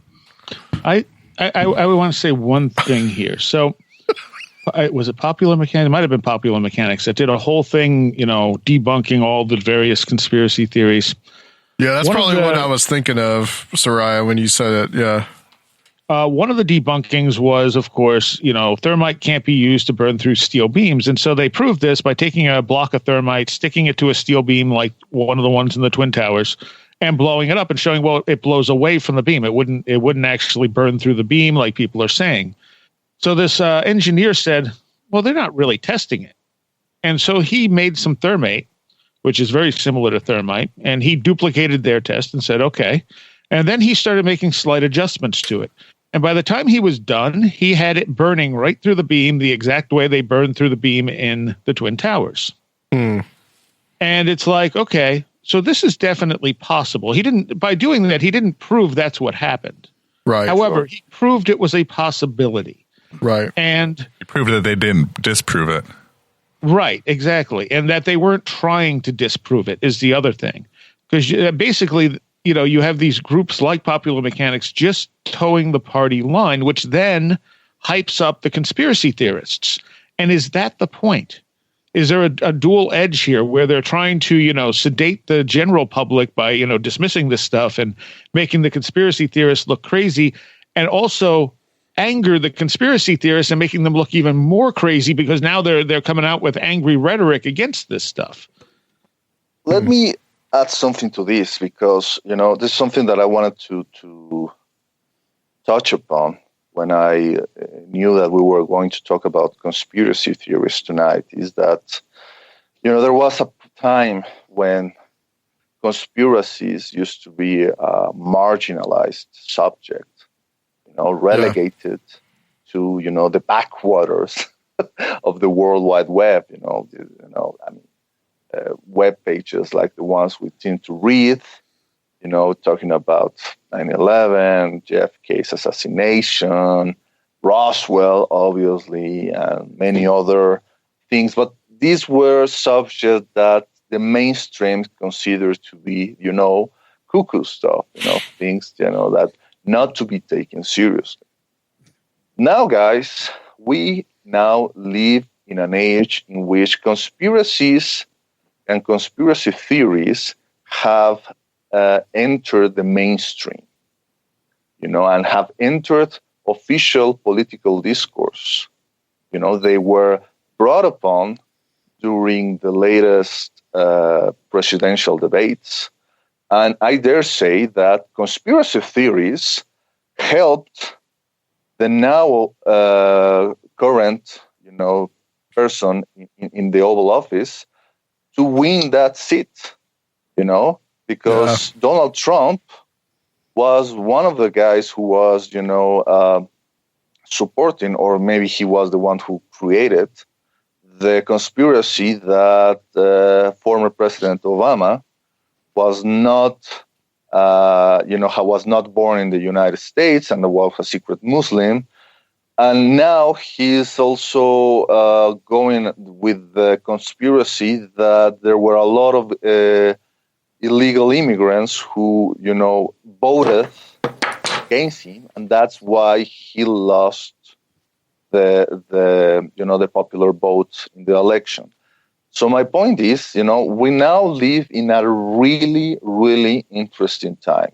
Conspiracies are no longer something that you read in About Top Secret or Renzi, or Mysterious Universe, or hear about in podcasts like this. Right. Conspiracies is something that they are now discussed in Time Magazine, in New York Times, in Washington Post.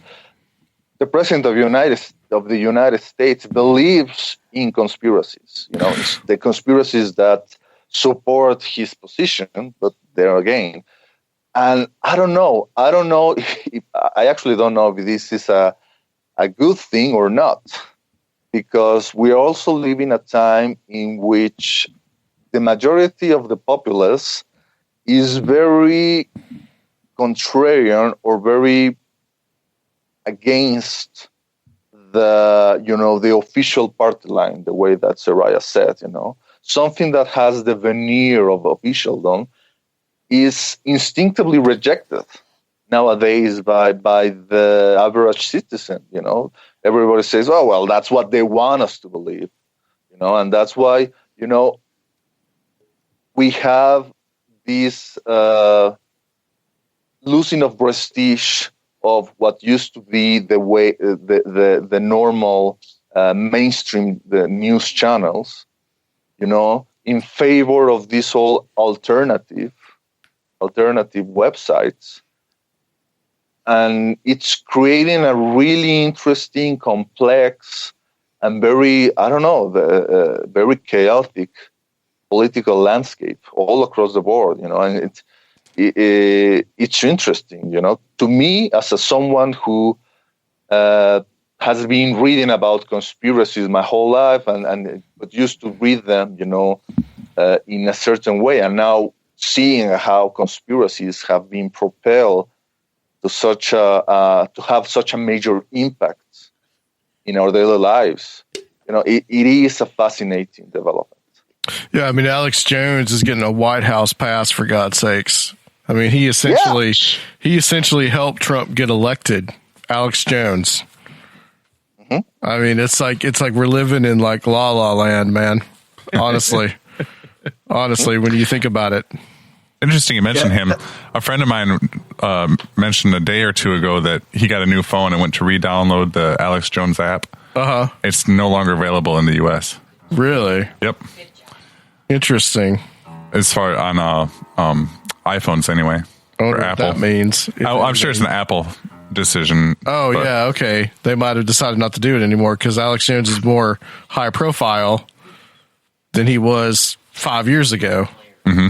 Yeah, good point. Huh. Well, what do you guys think about that? I mean, it's something like somebody like Alex Jones that, I mean, there's so many ways that I respected Alex Jones for the longest time. And then he just kind of became a mouthpiece for what I just see as the establishment. Well, it's how he makes a living. Yeah. Yeah. Yeah, it's true. It's very, very true. I mean, it's unfortunate, but that happens to a lot of people. Once they start seeing the money come in, their right, their ability to be neutral, kind of. I mean, not that he was ever necessarily neutral. He had his own set of beliefs that he was pushing very strongly. But once you hit a certain popularity level, once you start getting really a decent amount of money coming in, it's much you want to keep that. Yeah. And he's got a whole media empire now. Yeah. That he did not have before. And yeah, you're entirely right. And fear sells, and that's what he's selling. Mm-hmm. Mm-hmm. Sure. It's a fearmonger. And the problem is that he has no choice by now but to keep feeding that fear machine, perpetually. Otherwise, his many competitors will fill in his place. It's I don't know. In the same way, it's the same phenomenon that happens with radical groups or even terrorist groups. You have the terrorist groups that used to have abide by certain rules. To say, oh well, we're going to hit these targets, but we're going to respect civilian lives and whatever. But then you will inevitably see the rise of more radical groups, which will be happy to replace the old guard by being more radical, and to abide by less rules and say, well, screw that, we have no choice but to go further in the spiraling of violence, By any and means the old necessary. guard, the old moderates, they will inevitably be replaced. They died out, or they are no longer followed. Right. I think the same thing will happen to Jones. If he started to become more moderate in his way of thinking, all his followers will say, "Oh well, Jones sold out," or Jones, is being paid by the man, and they will follow and try to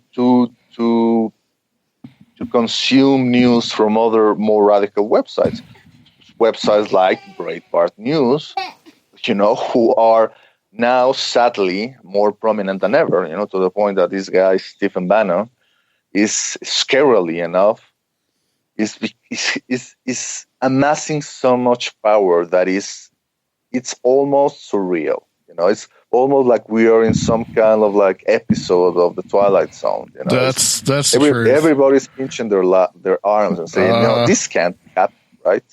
Yeah, we were talking about that in the intro. Guys, I want to talk a little bit about, before we go, about the future of podcasting. This is something that affects both of our shows. Where do you think that's going? What do you think the future of it is? Well, it's got to change. And I say that, sorry guys, Debbie Downer right out of the. I don't handle change well. Well, no, tell the truth.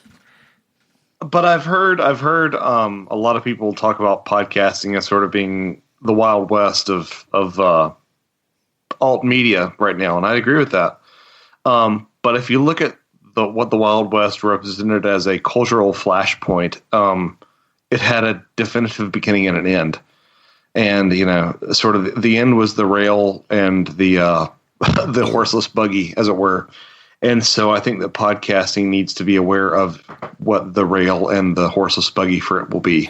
And I think it needs to adapt to that. I think that the concepts surrounding the medium are going to be timeless. But I think that podcasting as a whole is not going to enjoy this golden age that it does for much longer. I think that it needs to start thinking forward in terms of expanding into stuff. I'm not saying that we should all, go have a a virtual podcast, a virtual virtual normal, podcast. But I think that it needs to be prepared for when that shift comes. The music industry enjoyed, nearly 100 years before Napster and digital music downloads came along, and they were caught completely on their heels by it. And I would like to think that podcasting could be a little bit more forward thinking in regards to that. So I think that it's a great thing right now. I'm loving it. I'm loving the podcasting boom. It's like going out into the it's like going west and seeking a vein of gold, but at the same time that's going to dry up. So you gotta adapt to the times. So that's my cynical / hopeful take, I guess. Well, with the music industry, though, they had a business model that was working for them, and they wanted to kill the digital model, which they did not want to adapt to, and it almost caused the end of record companies. This is true. They initially tried to make MP3s illegal, and now all they want is for people to buy MP3s because it's cheaper for them to produce an MP3. They make more of a profit. Mm-hmm. I don't know where podcasting is going. I mean, everything's going to change. Everything always changes. And it is a matter of adapting, unlike what the record companies did, unlike what movie companies are doing. I mean, movie companies are fighting piracy rather than realizing most piracy happens because people are not given enough choices.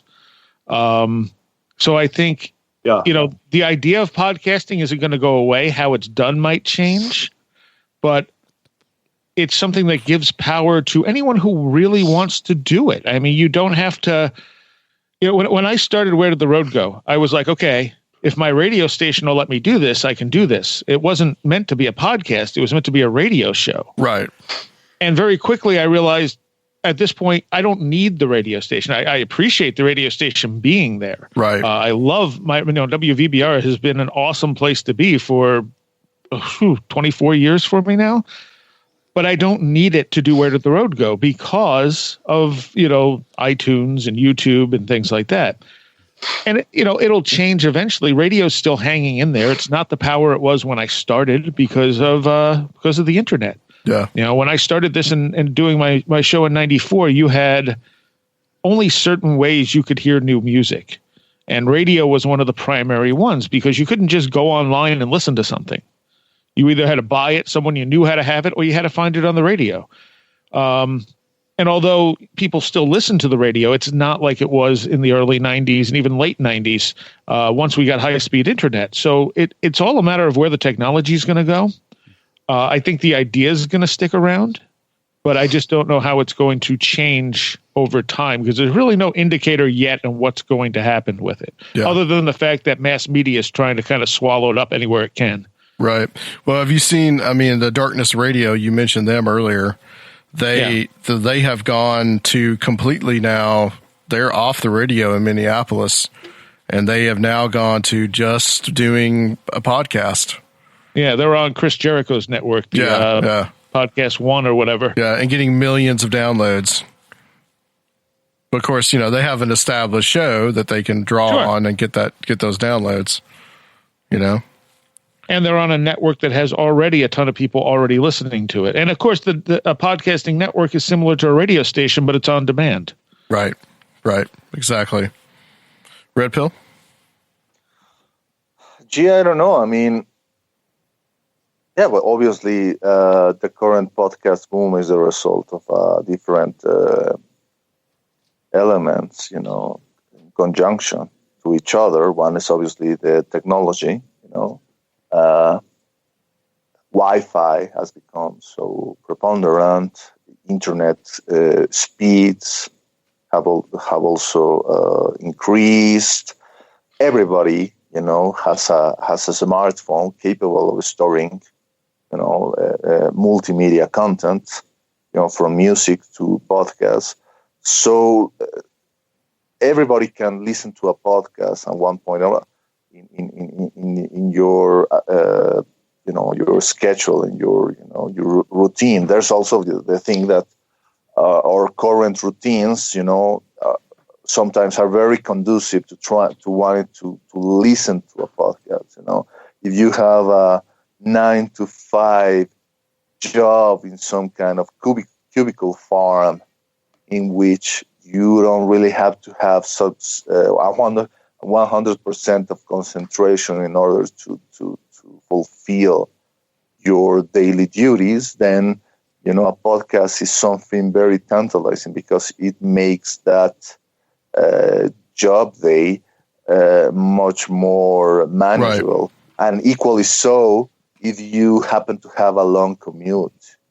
If you're driving to work or you're driving back home and it's a long drive and it's becoming longer still if you're living in a city with, increasing traffic jams, like, for example, Mexico City, then, listening to a podcast is something that, makes sense. This man speaks from personal experience. Well, no longer because I am unemployed, so I don't have to drive nowhere. Anyway, even better. Even better. So I don't know, but I'll tell you what. One of the things that worry me about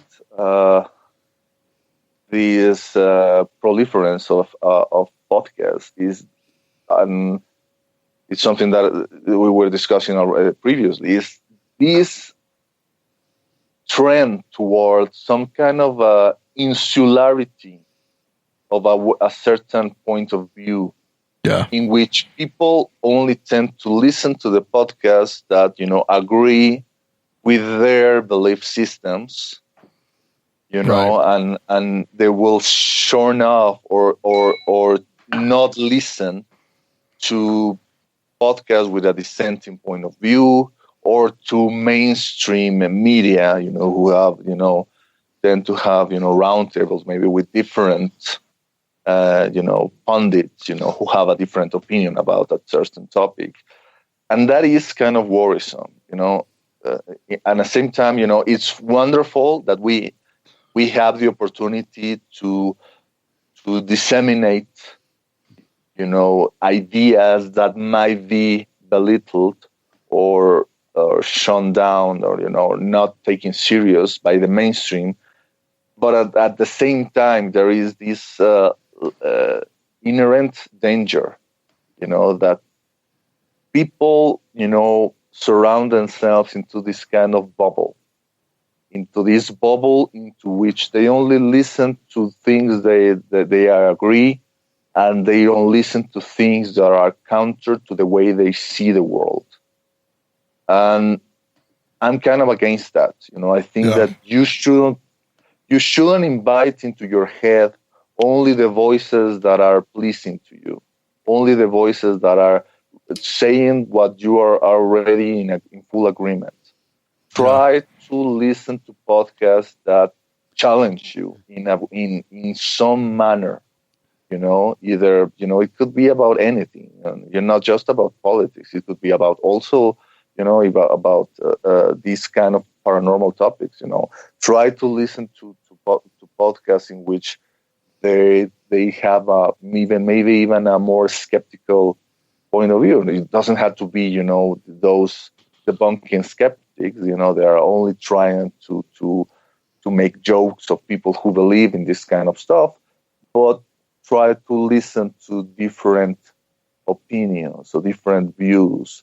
Try to see things from different perspectives every time, and never be fully comfortable with a given idea. Because the moment that you draw a line in the sand and say, okay, I believe in this, for the rest of your life, you will be defending that position. Mm-hmm. Right. So no matter how compelling or how, the evidence that is presented to you, you will be just reacting from trying to defend that position because you are only trying to defend your own ego. Right. So that is one of the things that I hope that maybe that's something that the podcast community could try to achieve. And I think, Adam, that you are trying to achieve that with something like this roundtable right here. Seriah, Joshua, and I mean, we don't agree 100% on everything, you know, and I think that is a good thing, you know, and Yes. I think that trying to have dissenting voices, but voices that can respect the point of view of the other without turning into some kind of yelling contest. Well, It's the thing that we need the most. It's like anything. Like you know, it's like interbreeding. You know, you want to diversify the gene pool. Like you want to diversify the gene pool of thought too. You don't want to hang around with people that have the same thoughts as you do, because you'll just wind up, you know, breathing through your mouth and dragging your knuckles. Right. Exactly. Exactly. Well, I want to say this is that Where Did the Road Go has really challenged a lot of my thinking in the last year that I've been listening to it. So I want to thank all you guys for that. And Seriah, It's you challenged a lot especially. of my thinking as well. Yep. I'm sure that it has. Sure that it has. Before we close out, Seriah, I do have a very important question. This one's for Luke. Favorite Scandinavian black metal band? Oh God, I have no idea. He made that. figure it He's out. putting words in my mouth. I didn't say that. Okay, Luke. Think of a metal genre. Ask what his favorite of that metal genre, because there's so many of the specific subgenre. Well, I know that he likes thrash, because I remember talking about that together, and a little bit of death metal. Death metal too. Yeah, some older death metal more than newer, but it depends what it is. Yeah. I'm one of those people who I just like what I like. It doesn't matter what genre it is. Right. Yes. Do you play an instrument? I could remember. No. Did we talk? Oh, okay. No. That's why I do radio. Well, I like it. I guess it would just be most appropriate for me to just ask you, what kind of bands you've been listening to lately? What have you been into? Oh, wow. There's been so much good stuff that has come out in 2017. It's ridiculous. And 2016, there was a lot of good music, and a lot of people say, 2016 sucked for music. But it really didn't when you look at like sort of the underground metal type of stuff. Last year, my favorite thing, hands down, was Cult of Luna and Julie Christmas. It was a 5-song album. It was like 50 minutes long with just 5 songs. It was big sounding. It was kind of a sci-fi themed sort of thing. I can't describe it. It was dirgy and dark and doomy and powerful all at the same time. Sort of a theatrical sort of sound. No, it wasn't like symphonic or anything. It was just big. I've posted it a couple of times on my Facebook, because I thought other people would probably find it interesting. And it's definitely not going to be for everyone. I'm trying to think what I've gotten in the last couple of weeks that has really impressed me here. Let me see. You definitely do have to look to the underground, because the big record labels aren't really doing much right now. It's kind of inactive. No, and they're not going to put out the really good stuff. They're going to take the really good stuff. They're going to shave the corners off of it, and then they're going to put it out to the mainstream. Right. There's a new album from Creator, which just amazes me, because Creator are one of the original German thrash bands that started in like 81 or 82. Let's see. What was that band you were going off about just before the podcast tonight? Yeah, Luke? we were just talking about Creator before we started this show. Yeah, because he mistook Crocus for Creator. Yeah. See, There's a little difference there. I was exhausted at the flea market, because I was hanging out with two guys that just like talked nonstop. So like I was like, it was the end of the day. I was ready to go home, and I was like, oh, awesome. Crocus. This would be awesome to have on vinyl, thinking it was Creator. And I get it home and put it on, and it's terrible, absolutely horrible power metal. I don't even know if Crocus qualifies as power metal. What album was it? What did it say, Adam? I'll go get it. It's over there in the chair. I guess just 80s metal, just heavy metal. Address. Yeah, Change of Address. I think Change of Address was the worst one they did. That There's a figures. few before that, like Headhunter and stuff, were actually pretty good. And Change of Address is the one where they went very radio friendly. Oh, okay. Well, I mean, do they ever, in any album, do they ever stray away from that terrible, like cheesy 80s metal sound? Or They have a harder metal sound on their earlier stuff. Oh, okay. Huh. there's been a few instrumental bands lately, like Alluvial that's come out. Oh, Ashenspire. Ashenspire has been my favorite thing so far that we've gotten this year. Technically, it came out in 2016, I guess. But it's like this doomy thing with violins, and it's doom metal with violins, and the vocalist just sounds tortured through the whole thing. Awesome. So Mayhem and Burzum. Or My Dying Bride. Oh, okay. More in that What was vein. the band Okay. that's Infant Annihilator? Oh, no, you got to bring that up every time. There's also a band called Anal Trump. And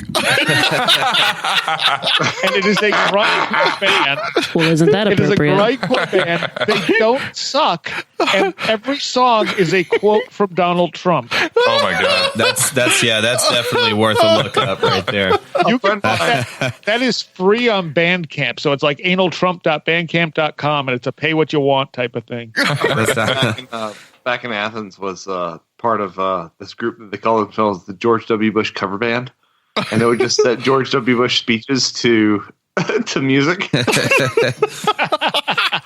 Adam loves the band K9 with the Pitbull front man that just barks into the mic and growls. Nice. Real quality stuff. Real quick, guys. Starting with Red Pill. Tell Red Pill, where can people get in touch with you and see what you're working on? Oh, geez. Well, they can find me at the Daily Grail, www.dailygrail.com. I write the news briefs there for Thursdays. I occasionally blog there too. I'm starting to write again for Mysterious Universe. I did a 2-part story recently that I think that got a lot of attention, and I'm very happy for that. And I cannot be very specific about it at the moment, but I can tell you right now, Adam, that in the very near future, there will be an announcement about, a project in which Joshua and I are involved. Okay. And it will be the first time, I guess, in which I will be a part of a published book. All right. So I'm very forward looking to that, and I hope that in the future I can return to your show, maybe Absolutely, more openly about it, because I think it's going to be a really interesting an interesting book. Not just one of something that people will forget. I think that this will be something that will get the attention of a lot of people. Absolutely, yeah. I'll always welcome Red Pill. And Josh, the Cutch. Yeah, well, now that Red Pill has spilled the beans on us producing the official disclosure document, yeah.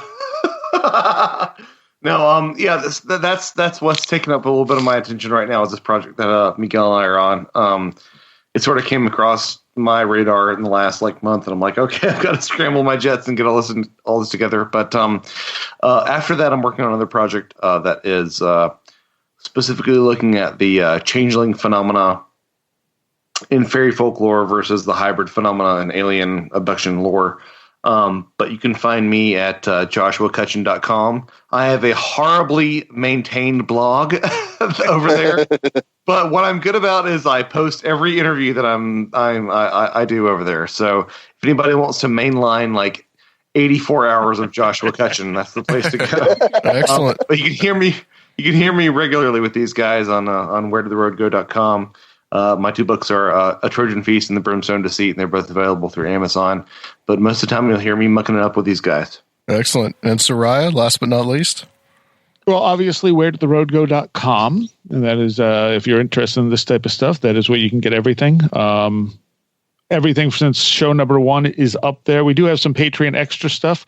Usually, there's only a few specific Patreon shows. Everything else is in the archive for free and on YouTube for free. And of course, if you like metal and kind of obscure, weird, eclectic, dark type of music, you can check me out on thelastexit.org, also archived in there so you can listen to old shows and stuff like that. Excellent. Well, thank you, gentlemen. Thank you so much for coming on. And guys, we're going to close this section out, and we'll be back to close out the show on Conspirinormal.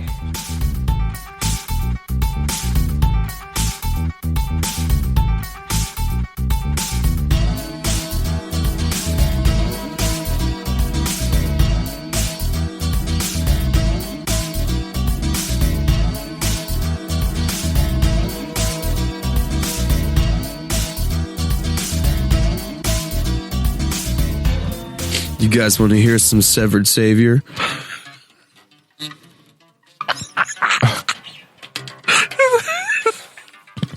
Yeah, man. That's for you, Seriah. Yeah, that's for Seriah. We know he probably likes Severed Savior. We don't even know. He'll be my boy if he does. Can we play that backwards and see if there's some sort of subliminal message? Or... I'm just not down on the whole like metal scene, man. This is not my thing, but it is what it is. We do have the record album for some reason. Crocus Change of Address in here, so you're taking that with you, right? Yeah, I'm taking that with me. I'm going to leave it here. So it's great, it's because you can hang it up on your wall. Don't you put that curse on me, Ricky Bobby. Guys, what did you think about the little round table there? Oh man, those guys are they're all awesome individually. That was a blessing to have them all on at once. I felt like I was King Arthur himself, dude, and like Guinevere was showing her boobs next to me. Yeah, it was like in Heavy Metal, right, or something like that. Is that because I was over here breastfeeding? Zing. Don't spoil my fantasy. My daughter's awesome boobage. Anyway, this is totally getting derailed. I think we're getting kind of punch drunk at this point. Heather, I wish we had punch. A lot of it touched on some things that you've talked about on the show, and it was interesting just kind of hear their thoughts on it further. Yeah, illuminated. But I really dug that whole thing about the consciousness and the reincarnation theories that they flung around. Okay. That interested me. Okay, and you've been with us since like the beginning, listening to the show. Like when we worked together, I used to play it. You can't get rid of me in the office. Yeah, it's true. So what has been your I mean, like if you could think about what has been like your favorite, like so far of Conspirinormal that you've heard, like what's been like some of the most fascinating shows for you? Oh well, number one at the top of the list is the tarot episode, obviously. Of course. We had somebody come in here read our tarot. You did. Us. That was just very interesting. I don't remember who that was. I think it was Heather from AskShuffleCut. Wix.com/tarot. A little bit of a plug there. A little bit.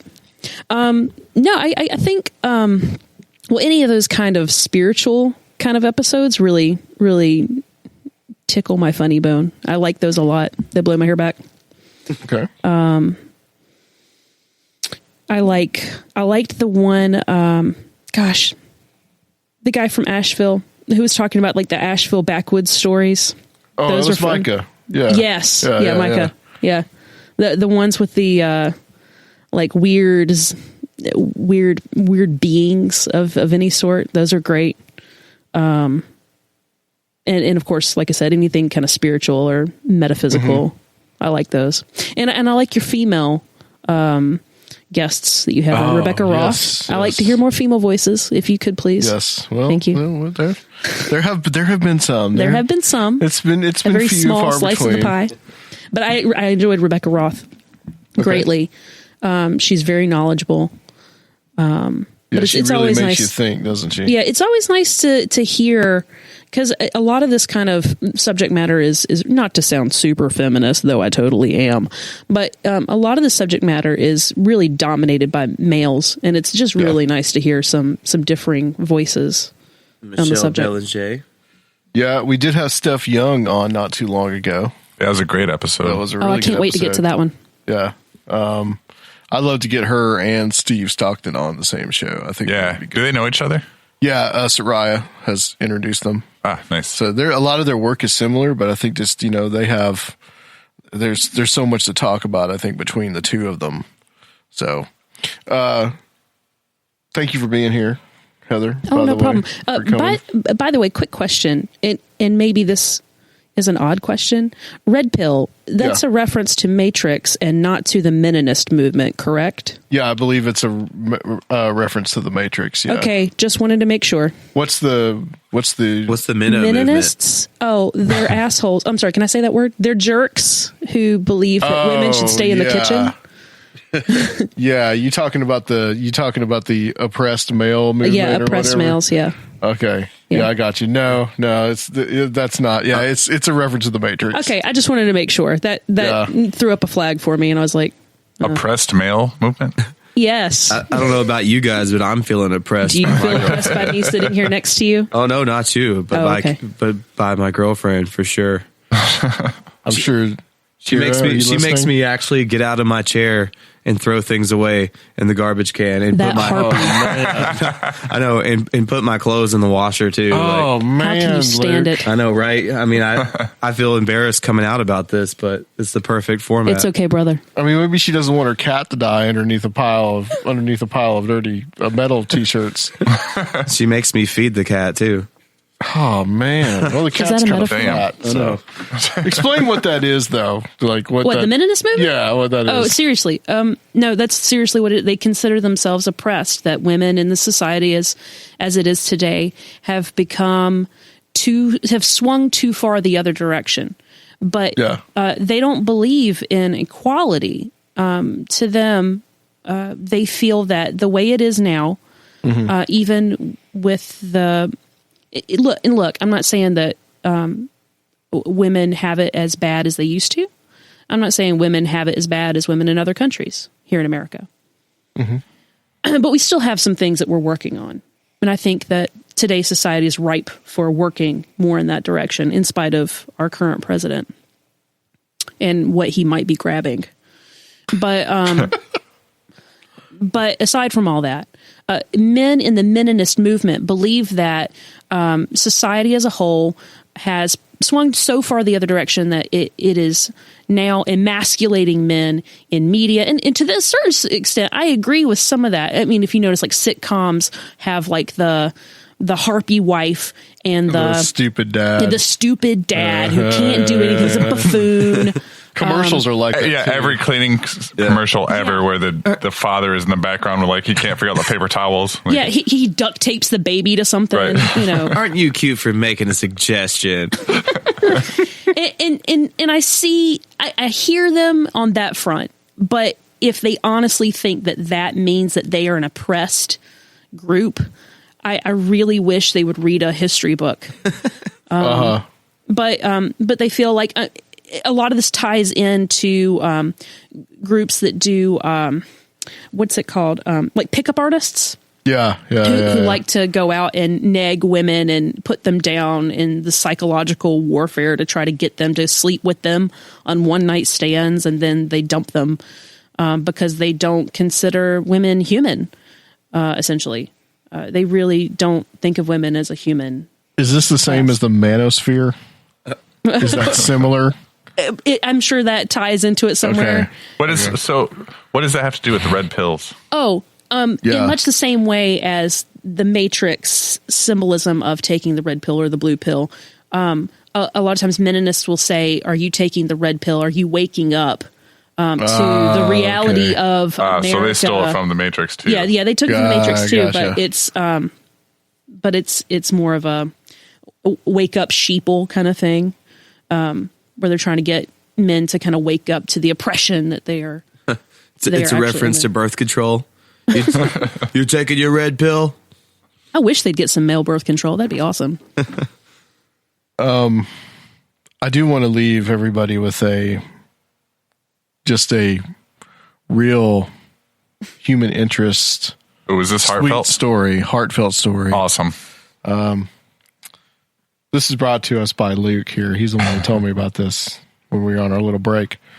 A trucker found love when he texted a phone number scrawled on a toilet wall. Mark Ellis, 51, sent Donna Roberts the message, "Hi, what are you up to?" as a joke. He had seen graffiti left by her spiteful ex saying, "If you want a good shag, call Donna on," this is in Great Britain. The puzzled legal secretary replied, "Who is this?" The pair struck up a conversation, met days later, and eventually fell for each other. Donna of Brighouse, West Yorks, said, I should thank my ex. He did me a favor. Mark was on his way to his local pub in Garforth when he popped into the public loo. He said, "I was curious to know if it was a real human being." We still laugh about it. Donna said it was days before he told me how he got my number. I was stunned. I had to get a new phone so no one else could ring. They now have 2 kids of 8 and 9 who do not know how mom and dad met. Donna said, "I usually say that he texted me by mistake." And see, these are the type of things that you can hear when you listen to Conspirinormal, guys. Yeah. See? What a touching story. It's a beautiful world, and there's hope for all of us. Yes, there's hope for the world. You my guys friends. are welcome. I feel so much better in my heart now. Is that why you made me listen to that song before the podcast? Yeah. The Faster Pussycat found your number on the bathroom wall. Yeah. Okay. I would say that it's just terrible 80s video. Well, Adam, I know a place off the Greenway in an abandoned house where there's like a whole list of numbers if you want to start calling. Oh, okay. Yeah. I should go over there. I should go over there. Okay, guys. We are closing out the show. Want to thank everybody for listening. Thank you, Heather, for being here once Thanks again, for having me. coming out all the way from your undisclosed location. And I want to thank Bean for being here as well. He's already passed out. Providing the joy. Yeah, he is passed out. And guys, I want to remind everybody about Patreon, www.conspirinormal.com/Patreon. Yeah, we'll have a new episode up. Yep. Very shortly. Yep. We just did one today with Aaron David, or the day when we're recording this. And we're going to, with Aaron David, talking about Baphomet. Ooh, sweet. Spooky. So this is some good stuff, guys. This is almost an hour long on this one. So you need, if you want to hear it, you got to throw, what is it? $4? $5? $5 a month. $5 a month. For all the bonus episodes. And, yeah. All that you want, or you can donate and we'll send you that as well if you don't want to become a Patreon. So guys, thank you so much. And next week, we were going to be taking like a 2-week break because I will be working for Super Bowl, but we'll be back. We're going to be talking to a history podcaster about Russia and what Russia wants. Thank you guys so much for listening to Conspirinormal. Sit right here and have another beer.